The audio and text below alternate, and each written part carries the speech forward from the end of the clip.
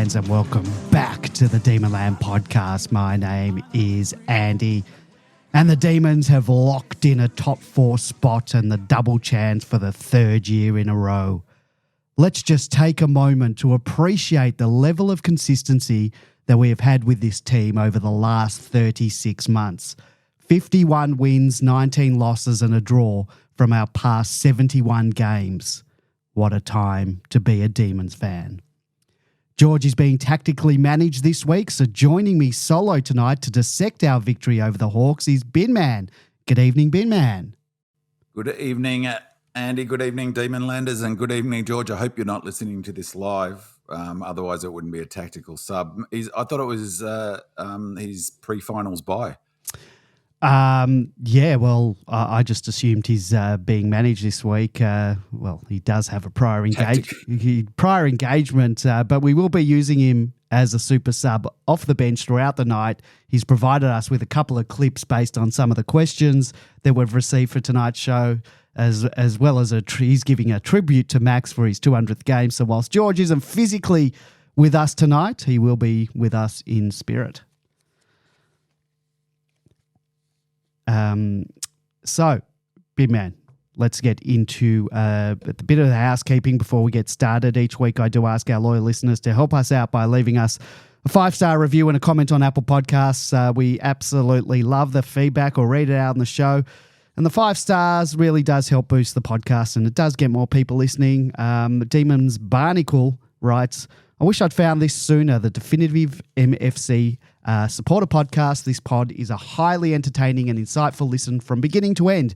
If you're a Demon Tragic and you like your data, you'll want to soak up every minute of the 3 hosts' considered, intelligent and respectful commentary of the team we love. My son and I have been known to listen to the intro music in the car. Great for when we need a pump up. Cheers, guys. This is a real treat for my red and blue beating heart. Well, thanks, Demon 𝗟𝗀𝘀𝘁𝗁, for that great review. I'm glad that the podcast can bring families together like that. Jack writes out. Yeah, go on. And before you go on, Andy, I'm absolutely amazed that that song's getting a play. For the pump up, but it's even got the cassette tape wobble in the middle. So it's very good how you've made sure that's included. Well, I did rip that off a cassette tape. From tape too. Originally, when we started the podcast, I had just the ripped audio from the YouTube video that's around there. But I did find the cassette on eBay, and I was able to hook up a cassette player. If anyone remembers what a cassette player is, I'm sure you do, Pim Man. Yeah, I was able to connect rusting 𝗟𝗂𝗏𝗀𝗃 in the shed. Yeah, I was able to connect it to my computer somehow. I can't even remember how I did it, and I was able to get clean audio off, but it did still have a bit of that tape sounding sound.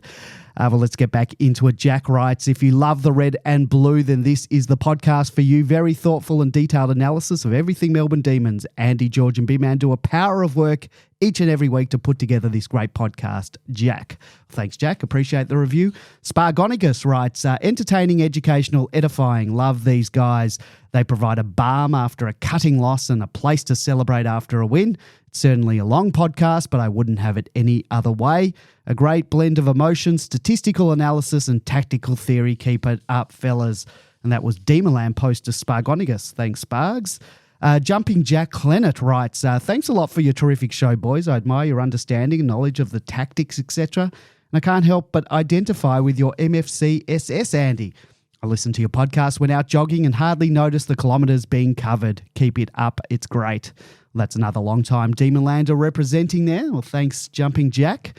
Now, I do have that rule that I only read the 5-star reviews and give them a shout-out, but I can't help but think that this 1-star review, Bin Man, that we were given is a mistake based on the written review we were given. So hopefully 𝗬𝗏𝗏𝗏𝗏, who signed off as PW Wingman, can revisit the review that he's given and change that 1-star to a 5 stars. Had to be a mistake. We'd really appreciate that. 𝗬𝗏𝗏𝗏𝗏, with his 1-star review, writes, I've been listening to this informative podcast for around 3 years, and in my opinion, if you want realistic information about the game, comprehensive statistics, and some fun, including MFCSS, then that is better than anything on the internet, making the mainstream media very shallow.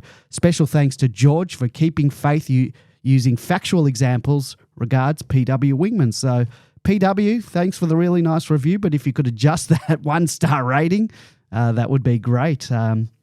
Keep the feedback. You forgot the rest of it, though. So I've been listening to for 3 years and waiting for it to improve. You selectively edited it. No, I'm reading it as is. And look, I don't mind if someone gives us a 4-star, 3-star, 2-star, whatever, 1-star, and they're willing to give us feedback. Tell her I don't care. That's not what but that's the 5-star review writing and not a 1-star review rating. So yeah, it had to be a mistake.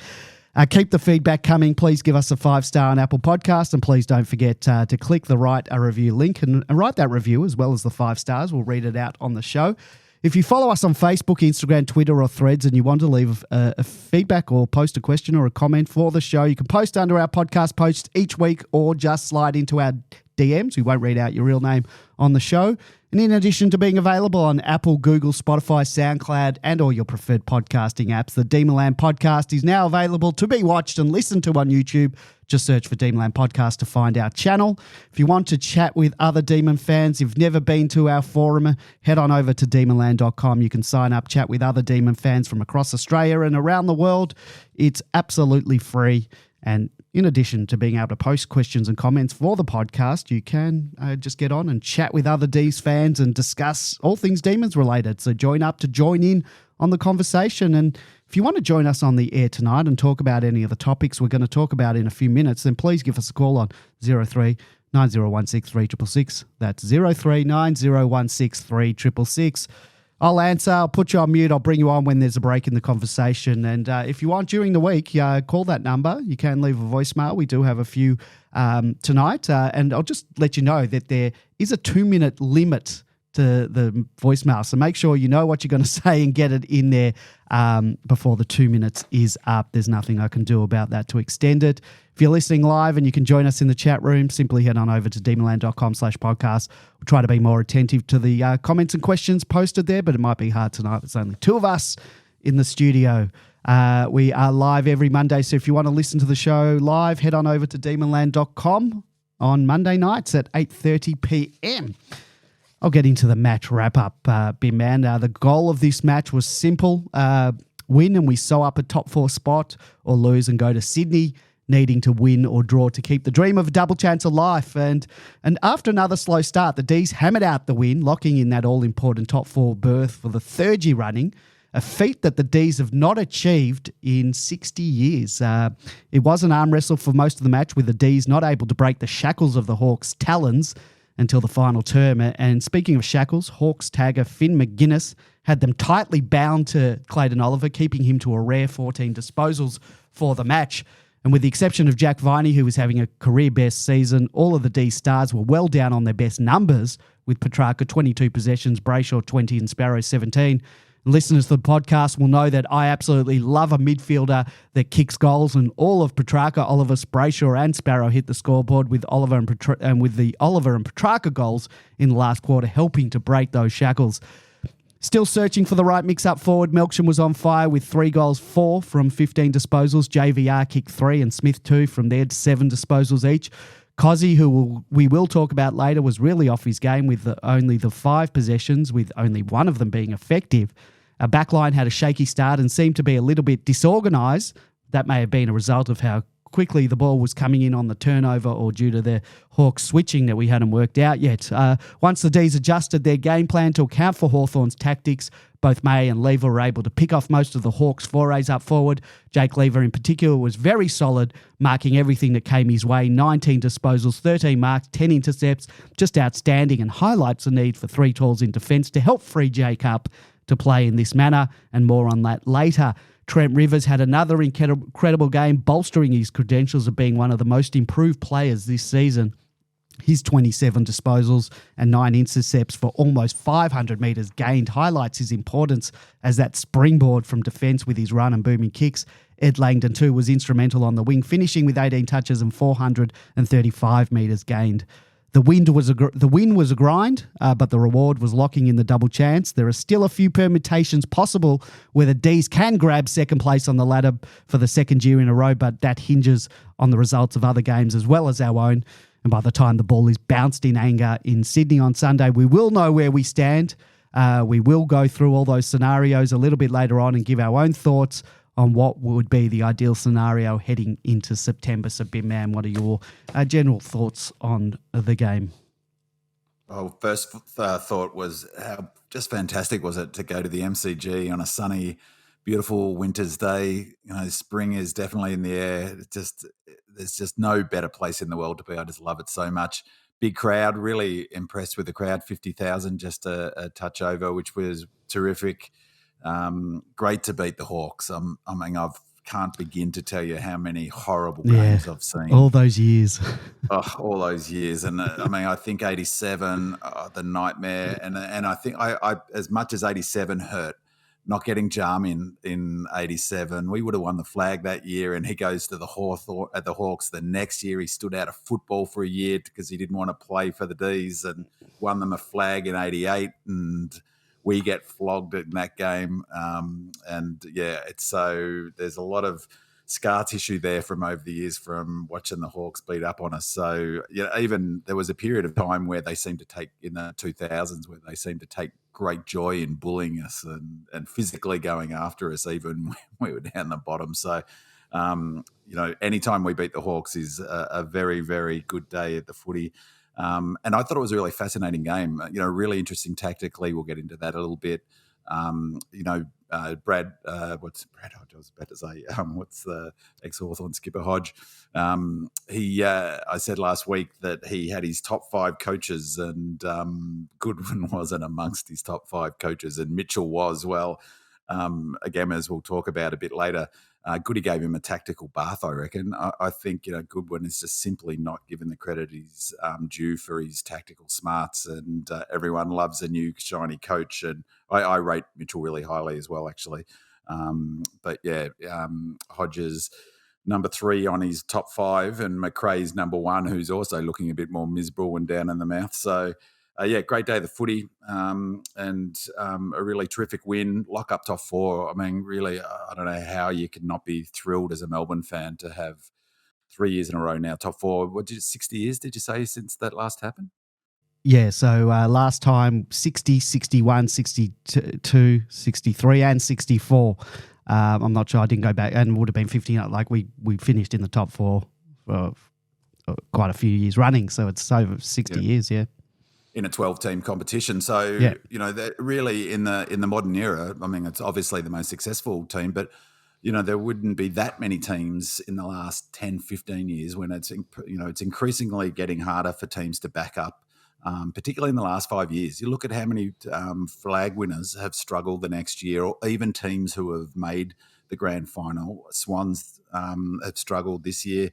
Geelong didn't make it. The 8 this year. Swans look like, they definitely will. Swans making it. Well, now they can't drop out. Yeah, but just the Dogs, after 𝗟𝗟𝗃𝗃 in 21, missed last year. So, I think the Richmond the Dogs did make it last year. They replaced Carlton. That's right, in the last bit, like Sydney actually, didn't they? So, but they didn't make it after they won. Bulldogs didn't make it the year after they won the premiership. Yeah, 16, right, okay. And then 21, I think in 20, when Richmond won their last flag, they didn't back up the next year, so and didn't make the finals. My point being is that I think, it was such a, it was awful going out in straight sets in the finals last year, and, it's easy then to frame that whole season as a wasted season. But as Goody's talked about, it's not about one season. It's about being in contention for multiple years, for a decade, let's say, and winning multiple flags, and you give yourself a chance to win flags when you finish top 4. That's just statistically a fact. To do what he's done is fantastic. And last year, as I said, it's framed often as in the negative. It was an amazing performance. We finished second after the home and away last year, which is easily forgotten given we went out in straight sets.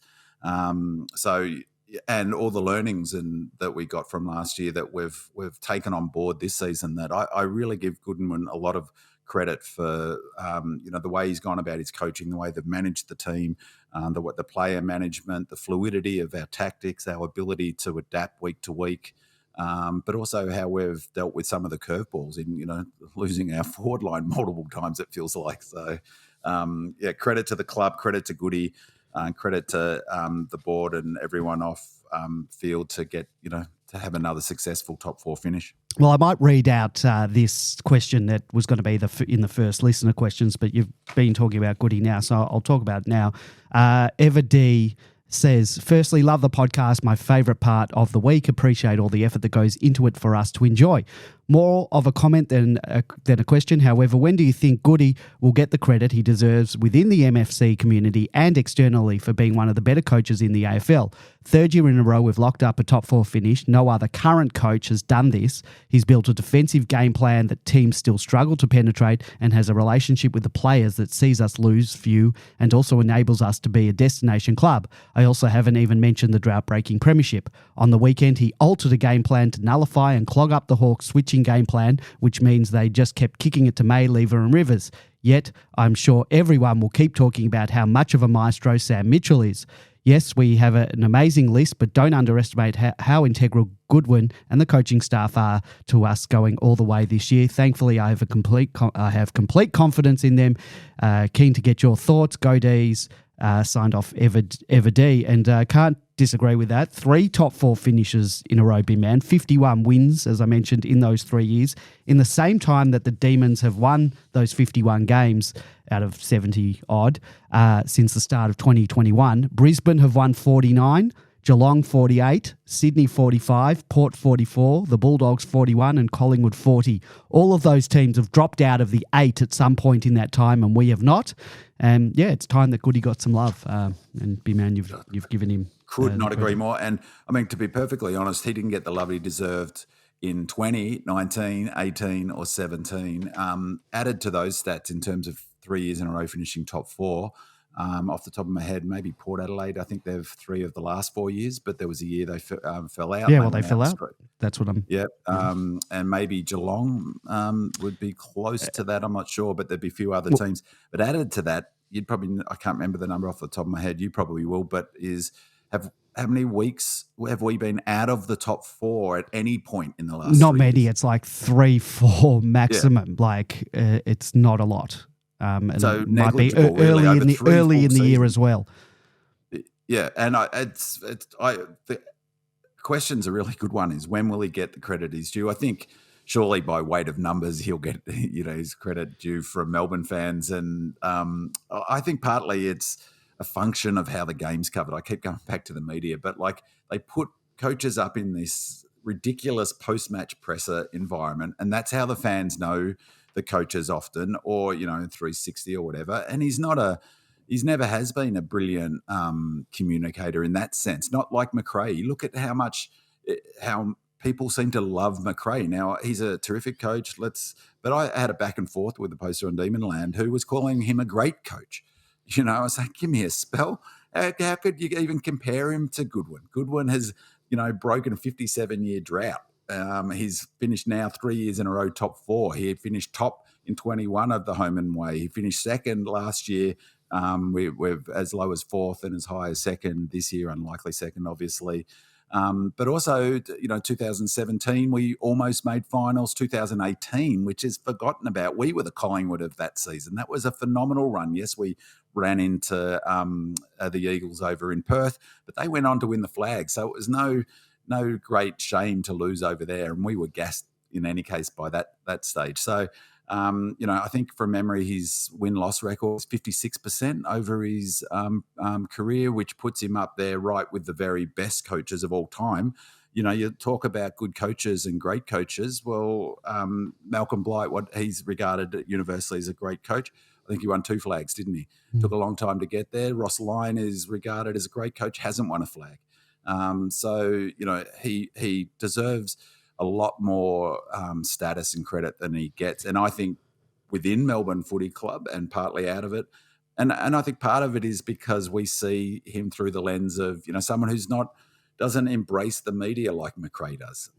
So, I think that's definitely influence. But I also think that he hasn't got a sexy game plan. Like that point, I think, is such a brilliant point about what he's developed. And it played out in that game yesterday, is that his defensive system is the best defensive system in the AFL by a long, long margin, and has been ever since 2020. And what should be remembered, in 2018, we were a really offensive side who could put teams away and kick goals quickly, which is something we've always had ever since, even though we're often framed as a dour defensive team. In 2018, our weakness was our defense. Our weakness was giving up goals to good teams in blocks. Remember, we couldn't stop teams scoring 3-4 goals. He went out, not only did, of course, he get Lever and May in, he built a defensive system that every other team has copied, essentially. So he took the zone defense to a whole nother level and really brought the Tigers' all-team defense to a much more all-team sophisticated level. And he'll get the credit for that eventually, just like Hardwick's now getting the credit for that sort of chaos territory football that that we've based our game plan on.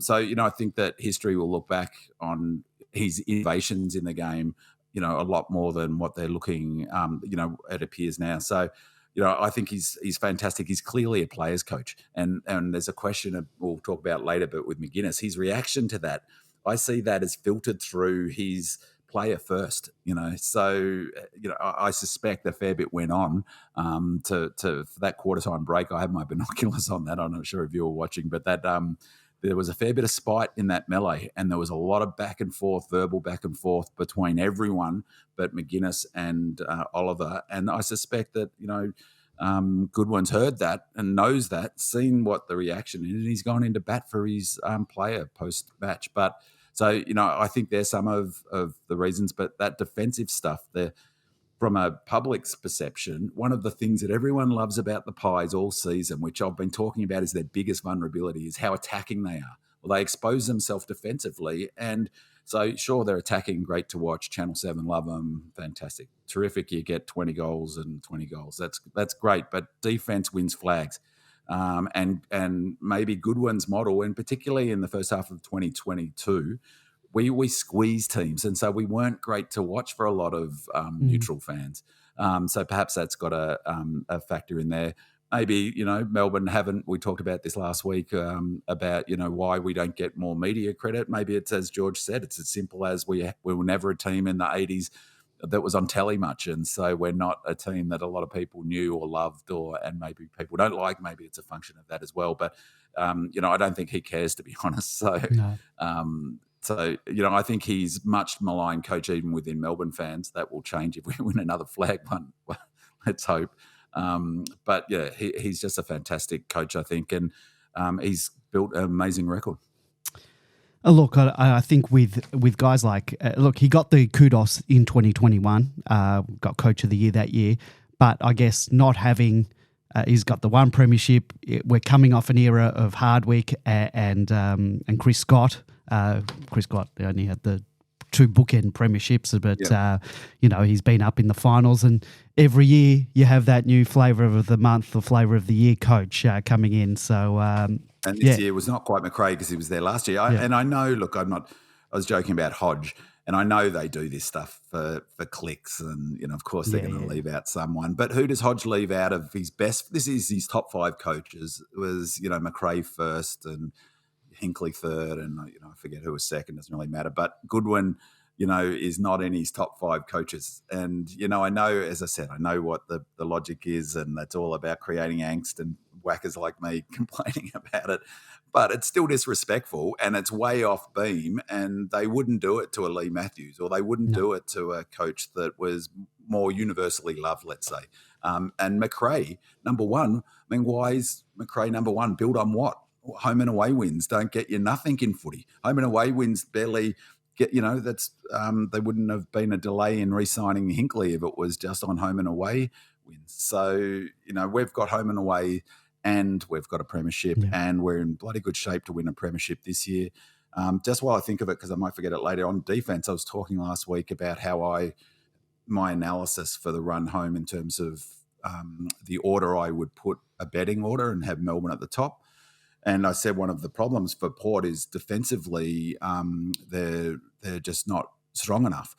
Subsequently, I was listening to a podcast, and we might talk about that later, the ESPN, who got our game completely and utterly wrong because they used wrong data. But in that game, in that podcast, they were talking about Port's defence. They're currently 13 for points against. And no team has won a flag outside the top 5 points against since the Roos in the 90s. So it's, I think, 90, whatever year they won their last thing. So and they were 5th that year or 6th. So it's just simply not a profile that's going to look like winning a flag at 13 points against. It just shows their defensive vulnerabilities. Melbourne, of course, are way number one on that list now. So we've got, that's, another thing with the data's now come back around, is we've got the best, despite 2 games less than 2 wins less than Collingwood, we've got the best percentage in the AFL, which is incredible, given that we're one round short of finishing a home and away season. To have won 2 less games than the ladder leaders and have a better percentage at them, and a better percentage than Brisbane, who are often regarded as the best offensive team and get the free kick every fortnight of playing up at the Gabba. That is, any way you cut it, that's an impressive performance, both defensively and offensively as well. Well, while you're talking statistics, why don't you get into your stats for this match against the Hawks?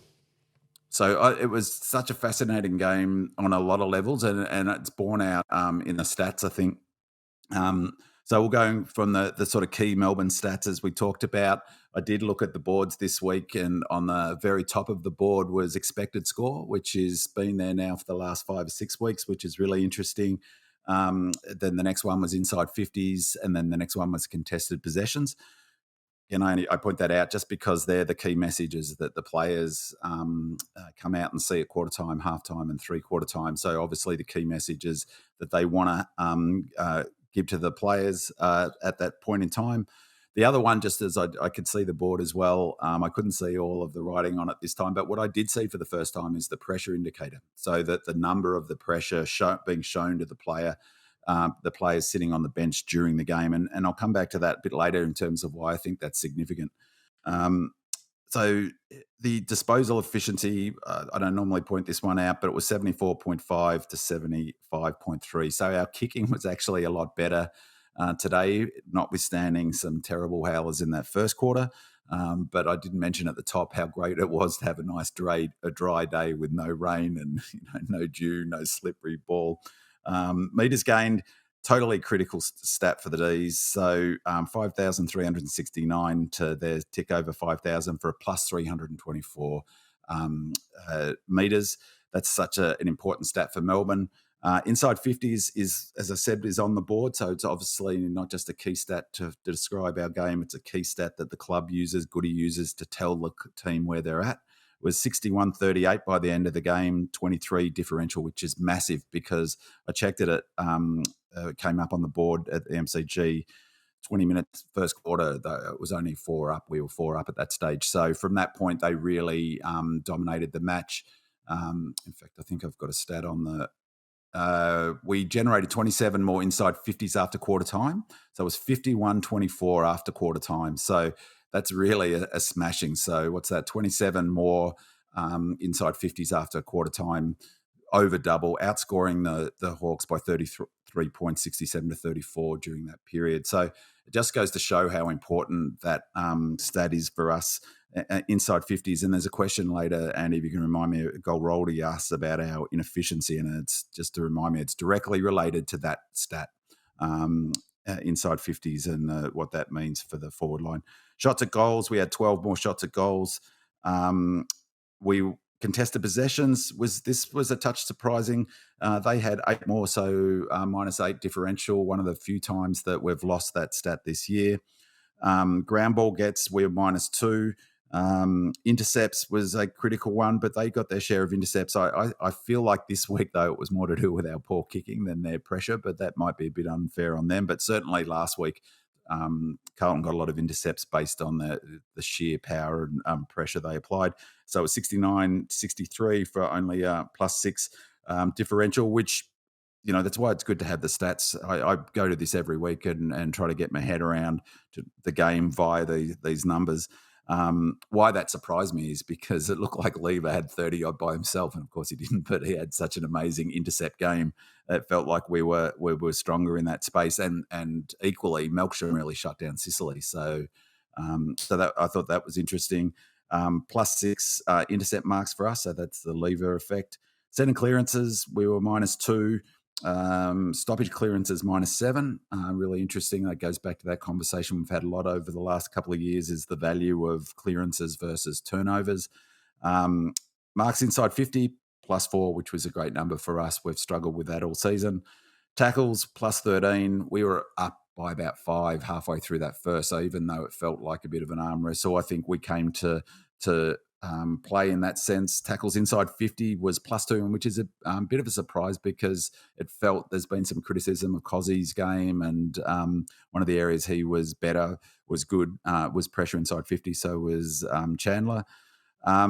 Defensive one-on-one loss, we only lost 28.6, and that won't surprise many, to 42.9 of their defensive one-on-ones they lost. So the differential's not sort of neither here nor there, but it's a fairly big one, 14. So nearly 50% of their one-on-ones they lost, and that's easy to miss because, that's pretty big.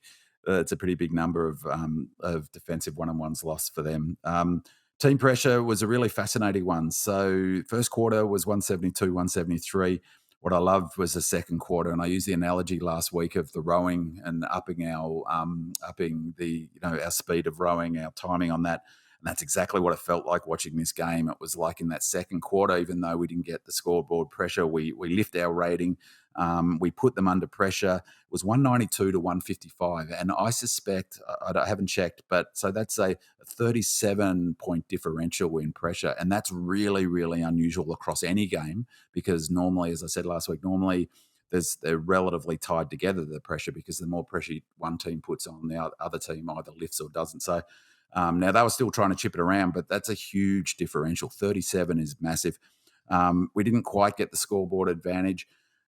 180 to 159 in the third quarter was equally impressive in some ways, because we came out. And so again, that's a 21 differential is really high.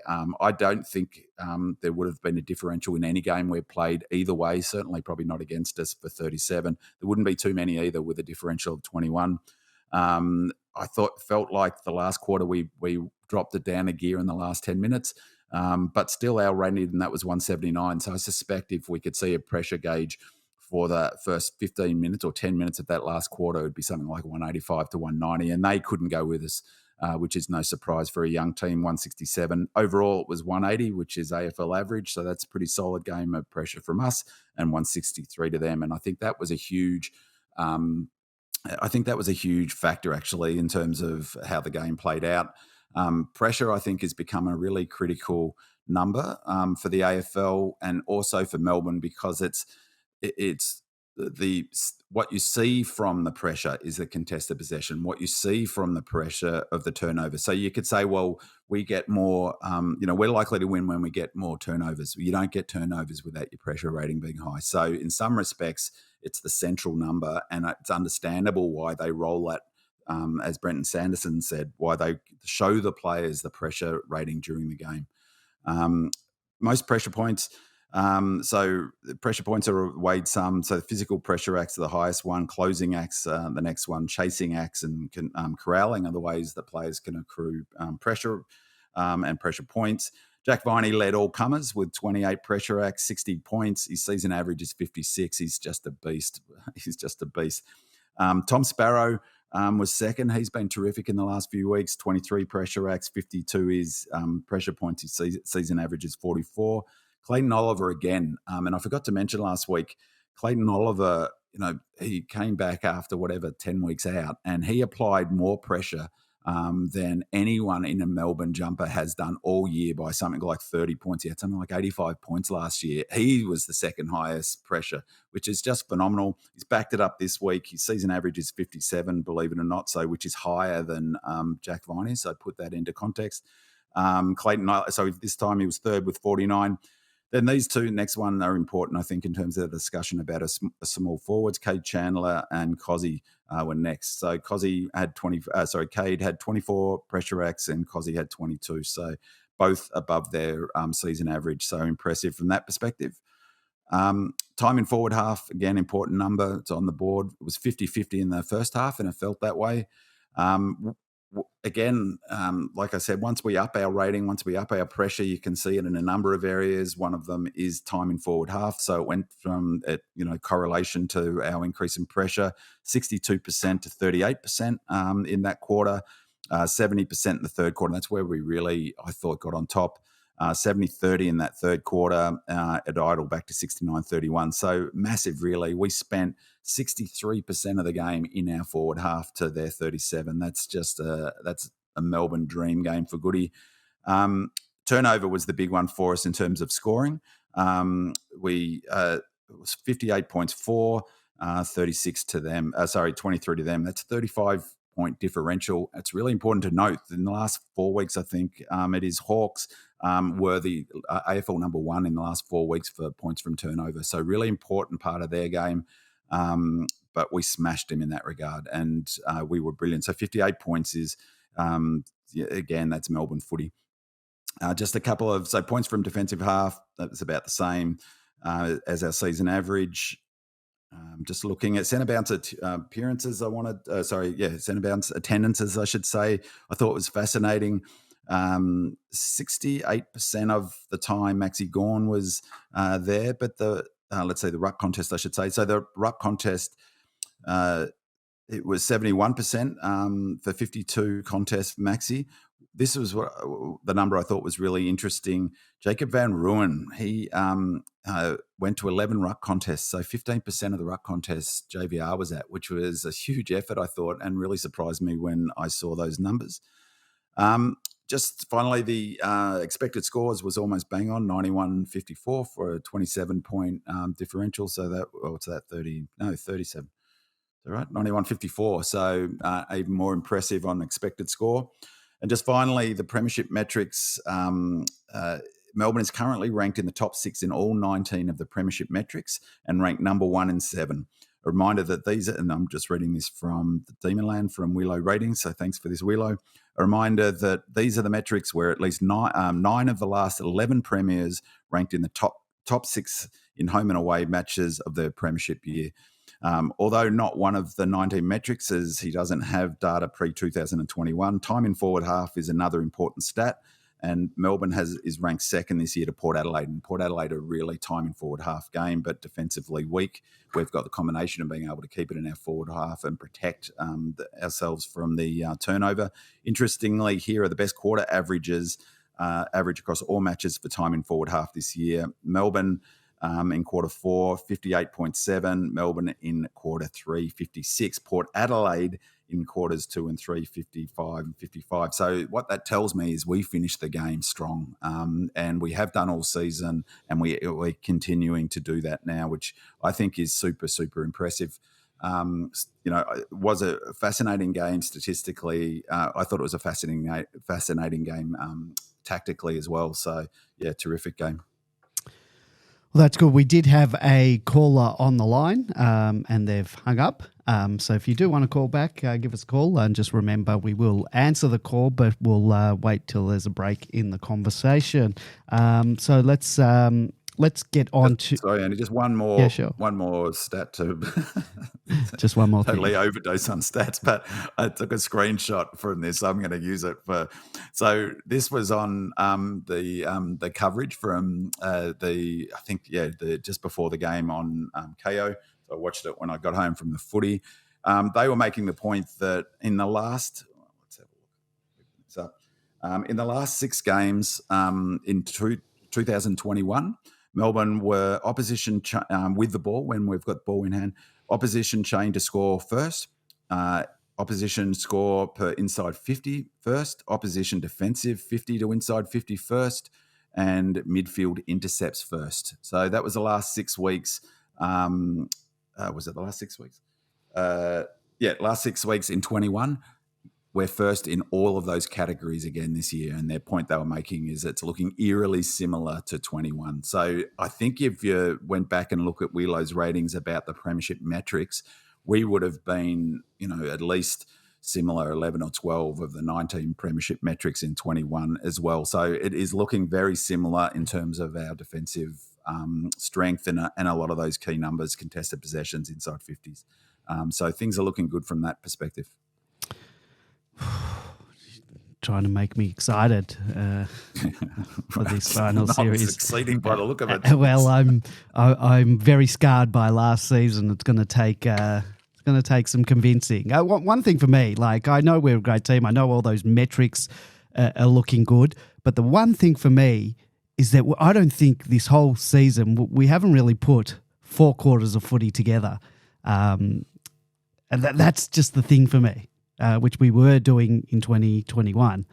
We had that little patch at the end of the year where we did play so well in sort of that before the last couple of games of the season. But it's interesting. We haven't put those blocks. I reckon there's a question about about this game, and I wonder whether it's partly how we're playing about the first quarter. So I might leave it for then, but I think there's, I've been thinking about that, and maybe there's some method to Goodie's madness. Maybe they're leaving something in the tank, but you don't want to do. Maybe they're doing that now, but finals you don't want those slow starts because that can kill you. Well, yeah, I mean, I wonder whether part of the slow starts is tactical, but again, we'll talk about that when the question comes up. Well, we've got George's tribute to Max Gawn. So before we get into the listener questions portion of the show, George has provided us with a clip that he prepared in honour of our 6-time All-Australian Premiership captain, Max Gawn, for his 200th game. So take it away, George. After 200 games for the Melbourne Football Club and 6 All-Australian jackets, our Max Gawn is one of only 3 surviving Melbourne Football Club Premiership captains. Indeed, he stands in illustrious company alongside only 8 captains who have ever held aloft the Premiership Cup, and he shares the stage with the great 𝗟𝗲𝗀𝗀𝘀 as the only Premiership captain to play 200 games. Max has always been a bit left of centre and a trendsetter in his own right. He was far ahead of his time when it was alleged he shared a technicolor urn on a China trip with he who shall not be named. Not long after, the Melbourne fans themselves were spewing over the same individual. He was also one of the first to sport a full hipster beard, not seen on the football field since the days of Bin Man's avatar, the great Gary Baker, and not to mention naming his first son George, which was a brilliant selection by anyone's measure. Seriously though, it was Jim Stynes who saw something special in this tall, lanky comedian and said, "This guy is going to be different. He's going to challenge the status quo." At 23 years of age, and after 5 years at the club, and with only 20 games under his belt and a couple of ACL reconstructions, it was hard to believe Jim could be so right. Now with 200 games for the club, this once gangly kid went on to amass multiple statistical records. Most hitouts in a season at 1,119, 6 All-Australian jackets, 4 times the most contested marks in a season, 3 times over 60 hitouts in a game. The list goes on. But for the Melbourne fans, his most memorable moments surely came in that 2021 year when he drove the side to eventual premiership glory. The winning kick for the goal after the siren in round 23 against Geelong to take the top spot. The 5 goals in the preliminary final to savage Geelong again by 83 points. And of course, the culmination of holding the Premiership Cup aloft for the Melbourne Football Club after a 57-year drought. Finally, in the 165 years of the Melbourne Football Club, just 26 players have reached the 200-game mark. He set the mark for the tallest draft selection when he joined the club in 2011, but now he stands head and shoulders alongside the greats of the club after these 200 games.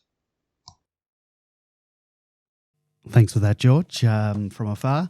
That was brilliant. Sounded like we needed like a sepia video in 1964, our last premiership. Or I mean, what a player, what a captain. What a career that's still going. Max will still play on for a couple of years, hopefully. And you're a player sponsor. How long have you known Max, Andy? I've known Max. I think we became his player sponsor, I think either in his first or second year. I think in his first year. It was during the first year. We didn't know who he was. Our first player sponsor function, we got in there and we're sort of looking around for Max, and then we were told by one of the people running the function that he'd played in the twos that day, and that was one of the days he did I think the first time he did his knee. That's amazing, isn't it? You know, and then 2 knee reconstructions later, we thought, oh my God, what have we got here? And then look at that, 6 All-Australians, 200 games, premiership captain.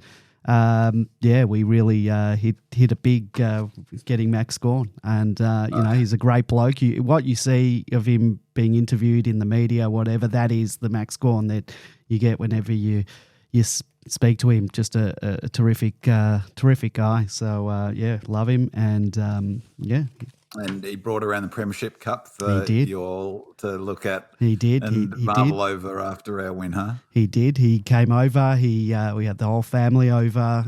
We had plenty of photos. So, got some time to spend with Max and the Premiership Cup. So I can't thank him enough for that. Top bloke. And just a quick comment from me about Max is like Robbie Flower is on a completely pedestal by himself. So, but leaving Robbie aside is, Maxi must be close to the greatest all time, even Barassi in terms of what he's done for the club, what he's brought to the club. He tells an amazing story, Max, about Jimmy making sure that he got number 37 and then, of course, going to number 11 and being focused on being himself. I think one of the things that's really fantastic about Max in a football club environment, but also, this point in time is his emotional intelligence. He seems to genuinely engage with people, but he cares. He's just been both a wonderful captain, but a wonderful servant for the Melbourne Footy Club. And we've been around for, a long, long time, since 1859. So, to say he's one of the greats, I think that we should tip our hat every time we see him run out to play. And another fantastic year. What do you think? Do you think he'll make All-Australian this year? Well, it doesn't look like it. They're fawning over Tim English this year, and Sean Darcy has been injured the last. I don't think he'll get it, but I'm not hearing Max in the conversation. And his year this year. I mean, he had the 4 or 5 weeks he was out early on, and the whole thing with Grundy, and took time away in the ruck for Max, and I think that's going to impact it. We saw once Grundy went out of the team, Max had that purple patch for a couple of weeks, but I don't know. Do they count finals in the calculations? No, I don't think they do. I don't think so, but he deserves to be in. It'll be ridiculous. He might get in the squad. He's the best ruck in the AFL by the length of. You don't have to convince me. I'm going, isn't he? So I'm going on. And his numbers stack up. So, he's had, particularly in the last probably 6 or 7 weeks, and I've said this many times about Maxi, I don't think entire time I've followed footy there's ever been a player who comes close to being as important to our team and arguably any team in terms of likelihood of us winning an individual match. He's just that important. I just don't think he's getting the kudos. He's not the flavour of the week anymore, and he's not in any of the conversations I'm seeing. They have the rolling All-Australian team. Just a given. Yeah, we've got a caller on the line. Welcome to the Demonland podcast. Who am I talking to? This is Noah from Bentley. Love the podcast and great win from Melbourne on the weekend. It certainly was, Noah. Nice to speak to you live in person rather than on a voicemail. How are you going? Not too bad. Just got a couple of questions and just sort of points that I wanted to make. I've just noticed, I think over the last maybe 5 to 6 weeks, Melbourne has really showed their ability to come back from behind, albeit the Carlton game, which we won't talk about. Just wanted to know the guys' opinion on our ability to harness, the last sort of quarter where we've come back from behind, and what their thoughts are when it comes to September, how that will benefit us compared to other teams. The second point I wanted to make is if anyone noticed at the end of the game where Kate Roffey was on the TV with Tom McDonald, and he looked quite depressed and quite flat. I don't know if anyone noticed that. And the final question is with Grundy. I know you guys probably don't want to talk about it because it's been in the news a lot. Whether Melbourne really, whether we think getting rid of Grundy is going to fix the problem, that he's got, and whether just keeping him on having a bit of faith, because after the year before with Jackson and all that scuttlebutt in the news is going to affect our chances of winning the flag. I'd like to hear everyone's opinion on those questions, and go D's. All right. Well, thank you, Noah. We'll get that. It's good because none of these questions have been tackled for our questions later on, so that's a good place to start. Bin Man, the first one, the come from behind, you sort of spoke about that. Do you want me to get, Bin Man, do you want me to get into the slow starts thing to talk about that, or the questions? Oh, no, I think that it's an interesting question, because I think it's definitely something that we've been strong with this year, and Goody's been quick to say that the sort of resilience, our ability to arrest momentum, it's become such a critical thing. It's a critical thing in any sport, to momentum, and it's obviously in footy. Interestingly, coincidentally enough, on the stats file thread on Demonland, in Gorge Onion, who I do believe is with a mate, Ryan. G'day, Ryan. Go D's. Sitting in a pub in Colindina down the coast. I was down not far away on the weekend. And he posted during the week that he places a lot of weight in a team's ability to arrest momentum of its opponents piling on goals. And so that there seems to be a pretty good alignment with a ladder as well. And I mentioned that was definitely a weakness of us in 2018. You know, we were offensively like Collingwood. We could score bunches of goals really quickly, but we gave up goals on, easily 4 or 5 goals. And I think that experience by Goody really sort of shifted his thinking, and maybe was the trigger for our defensive system. But it's something we've got so much better at, and we control the momentum, take advantage of it when we've got it, and I think so critical to make sure that the opposition limit the damage they can do when they have it. So 5+ goal streaks conceded in 2023. So this is when you give up 5 or more goals unanswered. On top of the reverse ladder, it'd be no surprise, West Coast with 23, then there's Hawthorn 16, drops down to 13, so very much follows the ladder. The other end of the only wooden spoon that we want to have is the 5+ goal streaks conceded is equal Brisbane, Geelong and Melbourne. So only 4 times this year have we given up 5 goals or more in a run. And I think that's really critical to our success. Also goes to the point last week about our winning loss. Our average in our 7 losses, our average winning margin, losing margin is 10 points. That's very, that speaks to a team that is very good at stopping opposition getting a roll on. So even if a team like Port, for instance, they get on top, but they give up late goals. Not so much this week, but they certainly did against the Giants the previous week. I think they gave up 11 second half goals. There's Brisbane as well. We've been giving up late goals. Partly that's a fitness thing, but partly it speaks to a defensive weakness. So I think, that partly the answer to that question is the players' resilience, but it really is built on the back of our incredible defensive system. And if a team like Hawthorn go at it hard for 20 minutes and have the momentum and can only score 2 goals, that sucks the life and energy out of them. And I think that's a real important sort of tactically from Goody, and it played out in this game. If that was a Collingwood Pies game, because it's such a ball in motion game when the Pies play, you're always risking the opportunity for a goal on the counter, just like in soccer. And so our ability to slow down the momentum is a big, actually slow the tempo of the game, I think is a really big factor in that. And it's definitely a big part of the way Goody coaches. The other thing Noah asked was about 𝗟𝗶𝘀𝗁𝘀. I haven't watched and T-Mac looking flat after the game. Now I haven't watched the replay, so I didn't see that. Did you see that? No, I didn't. And I don't know. Did you see the 𝗚cie game? Because I didn't see any of it. I didn't. So I've got later of talking about the 𝗚cie game. So I'm not sure, and I'm hoping that it wasn't. Well, because he kicked 3 goals, and so. Well, I'm hoping there wasn't any injury or flare up of his. Injury. If he looked flat, I don't know. Noah, we're just going off what you said, so I'm not sure. I think it looked like, from his expression, he's like, geez, these guys are good. I don't think I'm going to get a game, and might his last chance to maybe win a second grand final. That's the face that I sort of looked at when I observed it. Well, we're going to talk about that, whether we think that we got some questions on T-Mac, whether he's going to get a chance. I think if this week is the week to maybe give him a go and see, we've got a bit of a free hit before the finals. So we'll we'll talk about that a bit later on. Big man, anything you want to add on Grundy, or do we leave that until the end of the season? I'd say just don't believe the hype. Noah is like who's talking about him leaving Melbourne? Not Melbourne. So let's leave the media to worry about what happens to Grundy. He's a contracted player. I hope we keep him.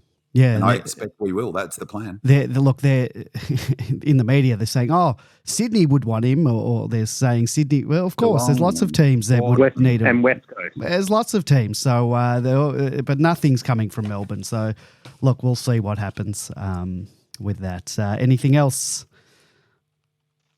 No, I think the only important thing is trying to get finals tickets. But I hope we all are able to get our finals tickets and cheer on the D's. Yeah, definitely. Well, it's going to be hard if we come up against Collingwood in that final. There'll be a lot of people wanting tickets, but that'll be a good thing, I guess, to play in front of a packed house. All right. Thanks, Noah. Appreciate the call. And cheers, mate. Thanks for your contributions through the voicemails. D's. Thanks, mate. Go D's. Go Red Legs. All right. That was Noah from Bentley, a long-time voicemailer to the show. We finally got a live call in. Let's get into the first question. It's about our slow starts and how we reset this week. Bay Riffin asks, why do we start so poorly lately? In the first quarter, they switched the ball defensively with little bother from us to stand their players. We were just spectating and they came to play. Didn't the North game show us anything? We fixed this up mainly in the second half, but why aren't we covering the crosses earlier? 𝗍𝗲𝗀𝗁𝗀 was meandering around and they just played Chinese checkers with our forwards with ease and ran the ball up the ground. Felt like under 12 stuff. Thank God for A and B, as he always is alert for this. 𝗍𝗲𝗀𝗀𝗀 says, interesting game. Hawks came with a game plan that was working, but after half time we made a plan for their plan and strangled their ball movement. Good win with our stars having quiet games. Red and Blue Beard adds, we seemed to strangle their chipping game in the last quarter. We didn't score too many ourselves, although we left a few out there. Presumably this bodes well for finals, especially against Collingwood. Is this the kind of Melbourne game we can expect in finals? Stu adds, Goodwin seemed to do a great job of finding the solutions to Mitchell's tactics. The short kick game was nullified by going 1-on-1, and when the Hawks tried to run and carry, we went back to our standard defensive formations. When they went back to short kicks in the third and fourth, we went man-on-man again. It showed great flexibility to change up the game plan and something we didn't see last year. Particularly pleasing how well the team ran out the game in the last quarter. Lots of smothers and tackles in the forward 50, even after the result was sealed. Buck Naked says, thought we got done early, but showed great maturity to adjust all of the in-game efforts of the Hawks. Rue Beauty asks, what is it with our slow starts earlier on in the year? We were one of the best first quarter teams. Why is it now taking 30 minutes to switch on? Lazy asks, did Bidman predict the future again with the use of tempo footy in the third? The Hawks were going hard and it seemed like we really wanted to take the sting out and make them do some running without the ball. So, B-Man, what did you make of our slow start and the Hawks controlling the play through their tactic of constantly switching, and then our ability to reset and nullify their tactics and wrestle control of the play back? Just as a first thing is I've talked a few times this season about the falling into the trap of looking at each game in isolation, particularly as it relates to what happens come finals, as if it's a litmus test. You know, this game is some sort of litmus test for our finals chances. But equally, it's not in isolation from what's just happened. You might remember last week I was really, really bullish about the Suns winning, and it was my best bet of the weekend was the Suns to make their 13-point line. You know, they came out and went to town on the Blues. The game against the Blues, you know, was a week before was the most brutal game of football I think I've ever seen. All of the numbers showed it. It was 30-odd more tackles than the epic Port Adelaide Collingwood game. Port Adelaide, as I mentioned last week, and Pies physically have not recovered from that game. Neither of them. Port are now getting back up to speed. They thrashed Giants and they look pretty good actually against Freo on the weekend. But Pies are still limping after that. But both lost their next two games. And, you know, I made this point so many times this season is, you know, fitness and fatigue is going to be one of, if not the factor behind injury, I think the second most important factor, maybe behind system, in who's going to win the flag this year. And so the reason I say all that is that it cannot be divorced from the fact that we played such a hardcore game of footy just 7 days before. So there's that thought. The other thought I've had, because it's the same sort of thing came up last week against Carlton, is tactically, just the thought I sort of had last week is I wonder whether what Goody's doing a little bit this year is allowing the opposition to show their hand tactically and then responding to it. They did that with Carlton a bit. They sat off them a bit, and it's almost as if, this is a bit of a stretch perhaps, but, whether Goody's allowing the opposition to show him what they're going to do tactically, then respond to their tactics, and then look to, then at some point in the game, put our tactics in place. And I actually, there's a lot of talk about Mitchell and his tactical nous. And this is my point I was making before, is Goody flies under the radar tactically, but I actually think the Hawks made a tactical error, and a big one. So Mitchell said in his presser that they came in his post-match presser. Really urge everyone to listen to his pressers. They're terrific because he's really honest, and so is Goody in his own way. He said in that presser that they came in with a plan to deny us the ball, hence the really high uncontested possession and mark numbers in the first quarter. But my take is we consciously allowed them to do that. We allowed them to play that way in the first because it suited us, because the very last thing we wanted was another brutal, energy-sapping encounter because we were still recovering physically from last week. So, I think Mitchell tactically made an error and should have come out hardcore like they were against Collingwood. So, because a bruise-free game is exactly what we needed. It's exactly what the doctor ordered for us. That's what the last thing we wanted is them smashing into us. So I think that was a tactical error by Mitchell. Their best chance was to come at us really hard early, and that's the exact approach that Suns took against the Blues. Knocked them off their axis a little bit, told them they were in for, they weren't going to go up to Queensland and have a cruisy game. The commentator said it feels like the Blues are still sitting around the swimming pool. That was because the Suns went hard. That's what the Hawks should have done. But I wonder whether, potentially maybe they couldn't because they were coming off a 6-day break and travel. They lost Jai Newcomb, which was a massive out, and we'll talk about that later. They also lost Lewis, so two of their most physical players they lost. And also perhaps Mitchell thought that spreading it around, chipping it around, and forcing us to run and cover would gas us the way they did against the Pies. So they came. I think that was either the game after Port or the one after that the Hawks played Pies. And Hawks looked to do the same thing. They looked to spread the field really wide. The difference was they moved it forward a lot faster in that game, and they were much more physical. They were much more brutal. But they deliberately came in with a plan, knowing, of course, that Collingwood were gassed and still feeling it from the Port clash. And so that's, I think, what they tried to do in this game, but they didn't have that same brutality that they did against the Pies. And they didn't go forward as much as they did against the Pies. And I think what part of that was because we were so effective at moving our zone across, and the Pies don't have a zone like us. So if you watch the replay, which I did just before the show, is that we're just moving our zone across as they switch. We're happy often for teams to do that against us, which really told me it wasn't where fitness is in a really good spot, better than the Pies, because they couldn't do that. And partly they don't have as good a zone. So I thought that was tactically part of it. We allowed them to do that. As I said, they lost Jai Newcomb, which wouldn't have helped, and Lewis. But their drop in uncontested possessions in marks in the second quarter directly correlates when we lifted our pressure rating. So I mentioned that, I think it was 175 or something in the first. It went to 192 to 155. So we upped our rating in that. They couldn't match us in that quarter for pressure. As I said, a 37 differential, I would suspect, is probably in the top 4 or 5 differentials across any game this season for a single quarter. Certainly for us, it's probably the biggest. Nor in the third, when our pressure rating still was higher and they couldn't go with it. So we had 2 quarters of DNA Melbourne footy in fourth gear, because I still felt like we had another gear up our sleeves.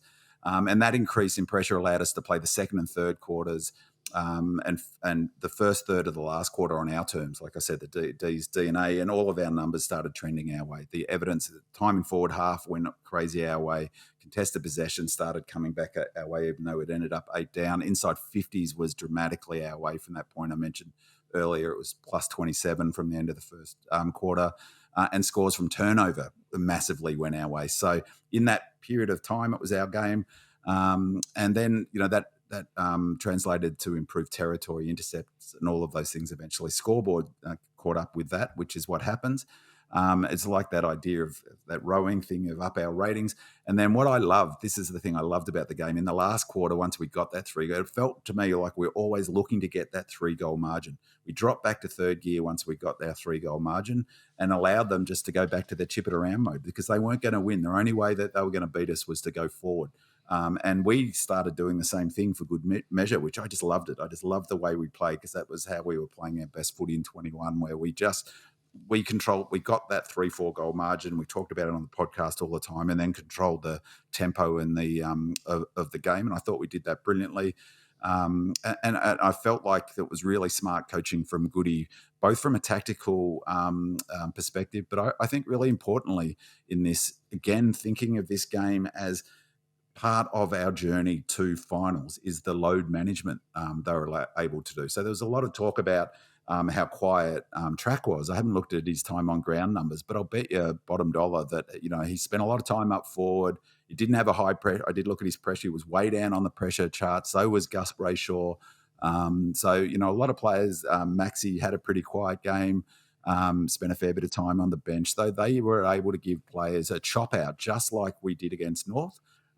And just a final thing on that, one of the great things about this season for us is, and it's really similar to the 21 season, another similarity is, unlike the Pies, who have had back-to-back 4 hardcore, brutal games of footy in a row, we had our patch of 3 games with Brisbane, Crows and Richmond that were varying degrees of intensity.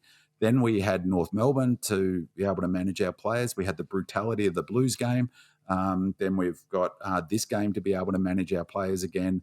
And then, we'll have a tough game next week, and may not be as tough as otherwise would have been given the way the results have gone. So that's a much easier run into the finals than what the Pies have got, who have still got another, they'll probably get over the top of the Bombers, but hopefully Bombers bring a bit more spirit than they did against the Giants. So. Yeah, well, it looks like the Bombers need to win by 100 and they need GWS to lose by 100. So I don't think... Well, no, I mean, surely this is the very definition. This is their grand final. And it's good in a way, because hopefully they'll be stung into action. I mean, what a nightmare result that was for them. Oh, absolutely. Let's get on to the next set of questions. Smurf says, thought Lever had a terrific game yesterday, was marking everything and took a fantastic one-on-one mark when the game was in the balance. It really kick-started us. More of this, please. Whilst Tomo didn't have the best of games, do you think Lever's great game may have had something to do with playing 3 talls down back? There will be a lot of talk about the makeup of our forward line going into finals, but would love to get your thoughts on the makeup of our back 6/7, in particular whether we play 3 talls. Loving the podcast. Keep up the great work. Oh My D's adds, just how lucky are we to have Jake Lever at the Melbourne Football Club? His clutch one-on-one contest wins and strong on-field leadership were crucial in his great game against the Hawks. 19 disposals, 13 marks, 10 intercepts, 3 score involvements, 6 pressure acts, 322 metres gains. Jake was sensational yesterday. Those stats that Oh My D's provided speak for themselves. Smurf makes an interesting point about playing 3 talls down back, which frees up Lever to play that intercept game. So, B-Man, in a moment, we have some questions on the makeup of our backline in regards to the 3rd tall, in particular focusing on Tomlinson's game. So without getting into the who yet, how did you rate Lever's game, and do you agree that Lever needs that 3rd tall? Definitely needs the 3rd. Well, not necessarily the 3rd tall, just needs someone to allow him not to have a one-on-one all match, really. That's the thing. I was thinking about this afternoon in relation to the brilliance in some ways of Goody's defensive system. The thing that we've got that other teams don't have, or few other teams have, is, well, particularly when Petty plays, we've got 3 genuinely good intercepting marking talls. He's not in the team, so we've still got 2. And, most teams only have the 1. And what that's meant is what they're now calling the diffuser. But the role that Melksham played on 𝗙cie, it means that if they've only got the 1, he's so critical to the way they play 𝗙cie, the way they move it, transition it from the back half, the way, his intercept marking, that he's an excellent ball user. They want the ball in his hand. So if you can stop him getting the ball you deny a lot of their, you blunt a lot of their strengths. That's a big problem structurally. If one player is so important, there's a lot of talk about McGuinness's job on Oliver. Well, Melksham completely blanketed Sicily.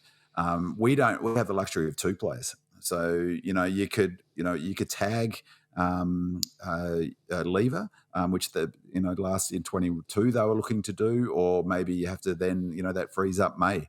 And the other one though that has really stepped up, and I reckon I know there's a question about it, so we'll talk more in detail later, but is Rivers. And it was really fascinating. McGuinness was sent to Rivers after he got taken off Oliver. Oliver went forward, which I thought was another tactical win. Oliver also took 2 ruck-outs, one of which he got a direct goal assist. He hit it straight down. I think Track might have got it and fed it out to Sparrow. Sparrow's goal, yeah. Yeah. So that was from a tab out. So he, I thought that was really interesting that of all the players that McGuinness could have been sent to, Mitchell chose Rivers, and that's partly because of how well he's intercepting marking and how important he is bouncing off the halfback flank. So, it's fantastic that we've got those 3 players. On Lever's game, I thought he just had such a brilliant game. He was back to his marking best. They all look super fit. He looks like he's trimmed down. He's moving super well. He's moving now as good as he did he did his knee. And he, I think he's so clever as well. He had a couple of big one-on-one wins, which he hasn't had lately, including a big spoil at a huge time. Well, actually, it wasn't a spoil. He marked it in the end, which created a scoring chain goal. We ended up scoring from that. So massive game. And it's great to see him in good nick. And just think, Andy, remember this time last year, he and Steve May were labouring at this time last year. So, for me, almost the most pleasing thing about the game was how fresh we looked. And it was another game where we were running out the game better than the opposition, including our big players like Lever and May. Well, let's get into the back line and the third tall. D. Old Fart says, really looking forward to the pod as always, guys. Tomo found himself in no man's land far too often versus the Hawks and is treacle slow. I'm really worried about how he will hold up in September. On the other hand, he seems pivotal to freeing up Rick Lever to play his intercept role to perfection as he did on the weekend. Is playing Tomo a compromise that we'll just have to wear because he is our best available option? Prestige D adds, love the pod, guys. One of the highlights of the week for mine. Tomlinson, although having his colours lowered yesterday, is also a lock for mine. Plays a sacrificial role and allows Lever to do what he does best. On Brownlow night, when Lever gets the 3 votes from yesterday's game, he can thank Tomo for that.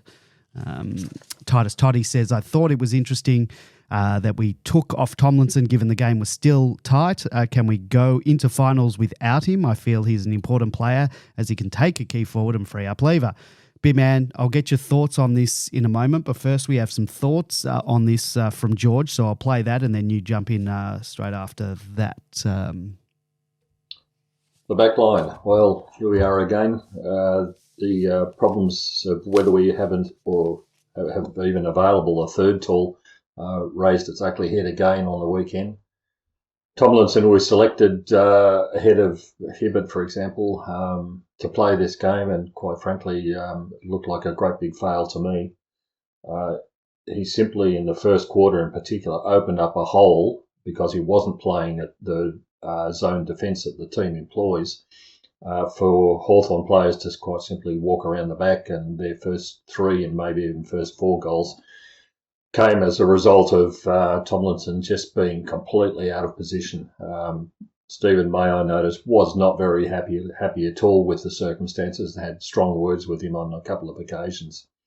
It was no surprise to me that he was subbed out in the final quarter, and suddenly, if nothing else, the back line looked strong yet again, and intercept possessions for Stephen May and also in particular Jake Lever in that final quarter were absolutely critical. It's all about the structure, and unfortunately, this experiment has failed yet again. We simply can't afford to have players who can't play in the role. When Joel Smith was co-opted to go down to the back line, he filled that hole beautifully. He knew how to play with the rest of the team, and the result was shown on the scoreboard as we're able to rebound from the defence without any problems, and Hawthorn was simply unable to penetrate the defence. More importantly, that's going to be an important factor going into the finals. So I'm afraid Tomlinson for me has run his race. I would much prefer to see Hibbert come back into the side. Although apparently from reports from some Demonlanders at the 𝗙cie game, he may have been concussed, so let's hope that's not the case.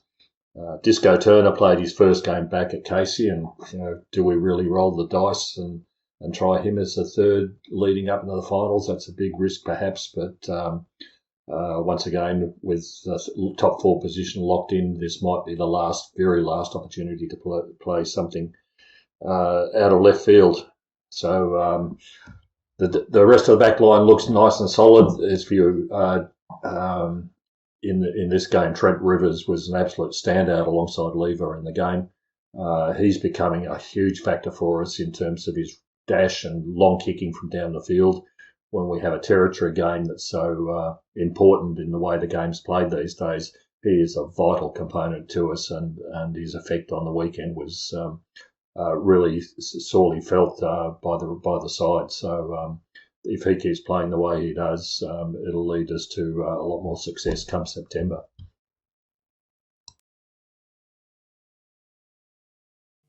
It's a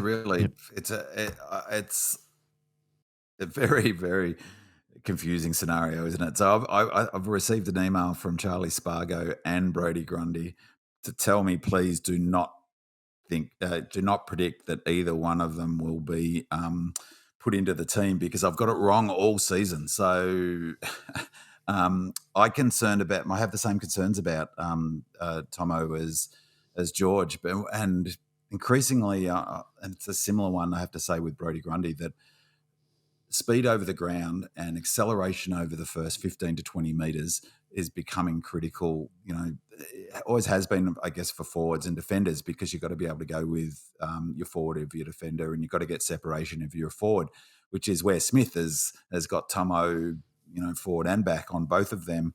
But 𝗟𝗋𝗀𝗃's right. Like, if maybe you have to play him to be able to free up Lever and to free up May.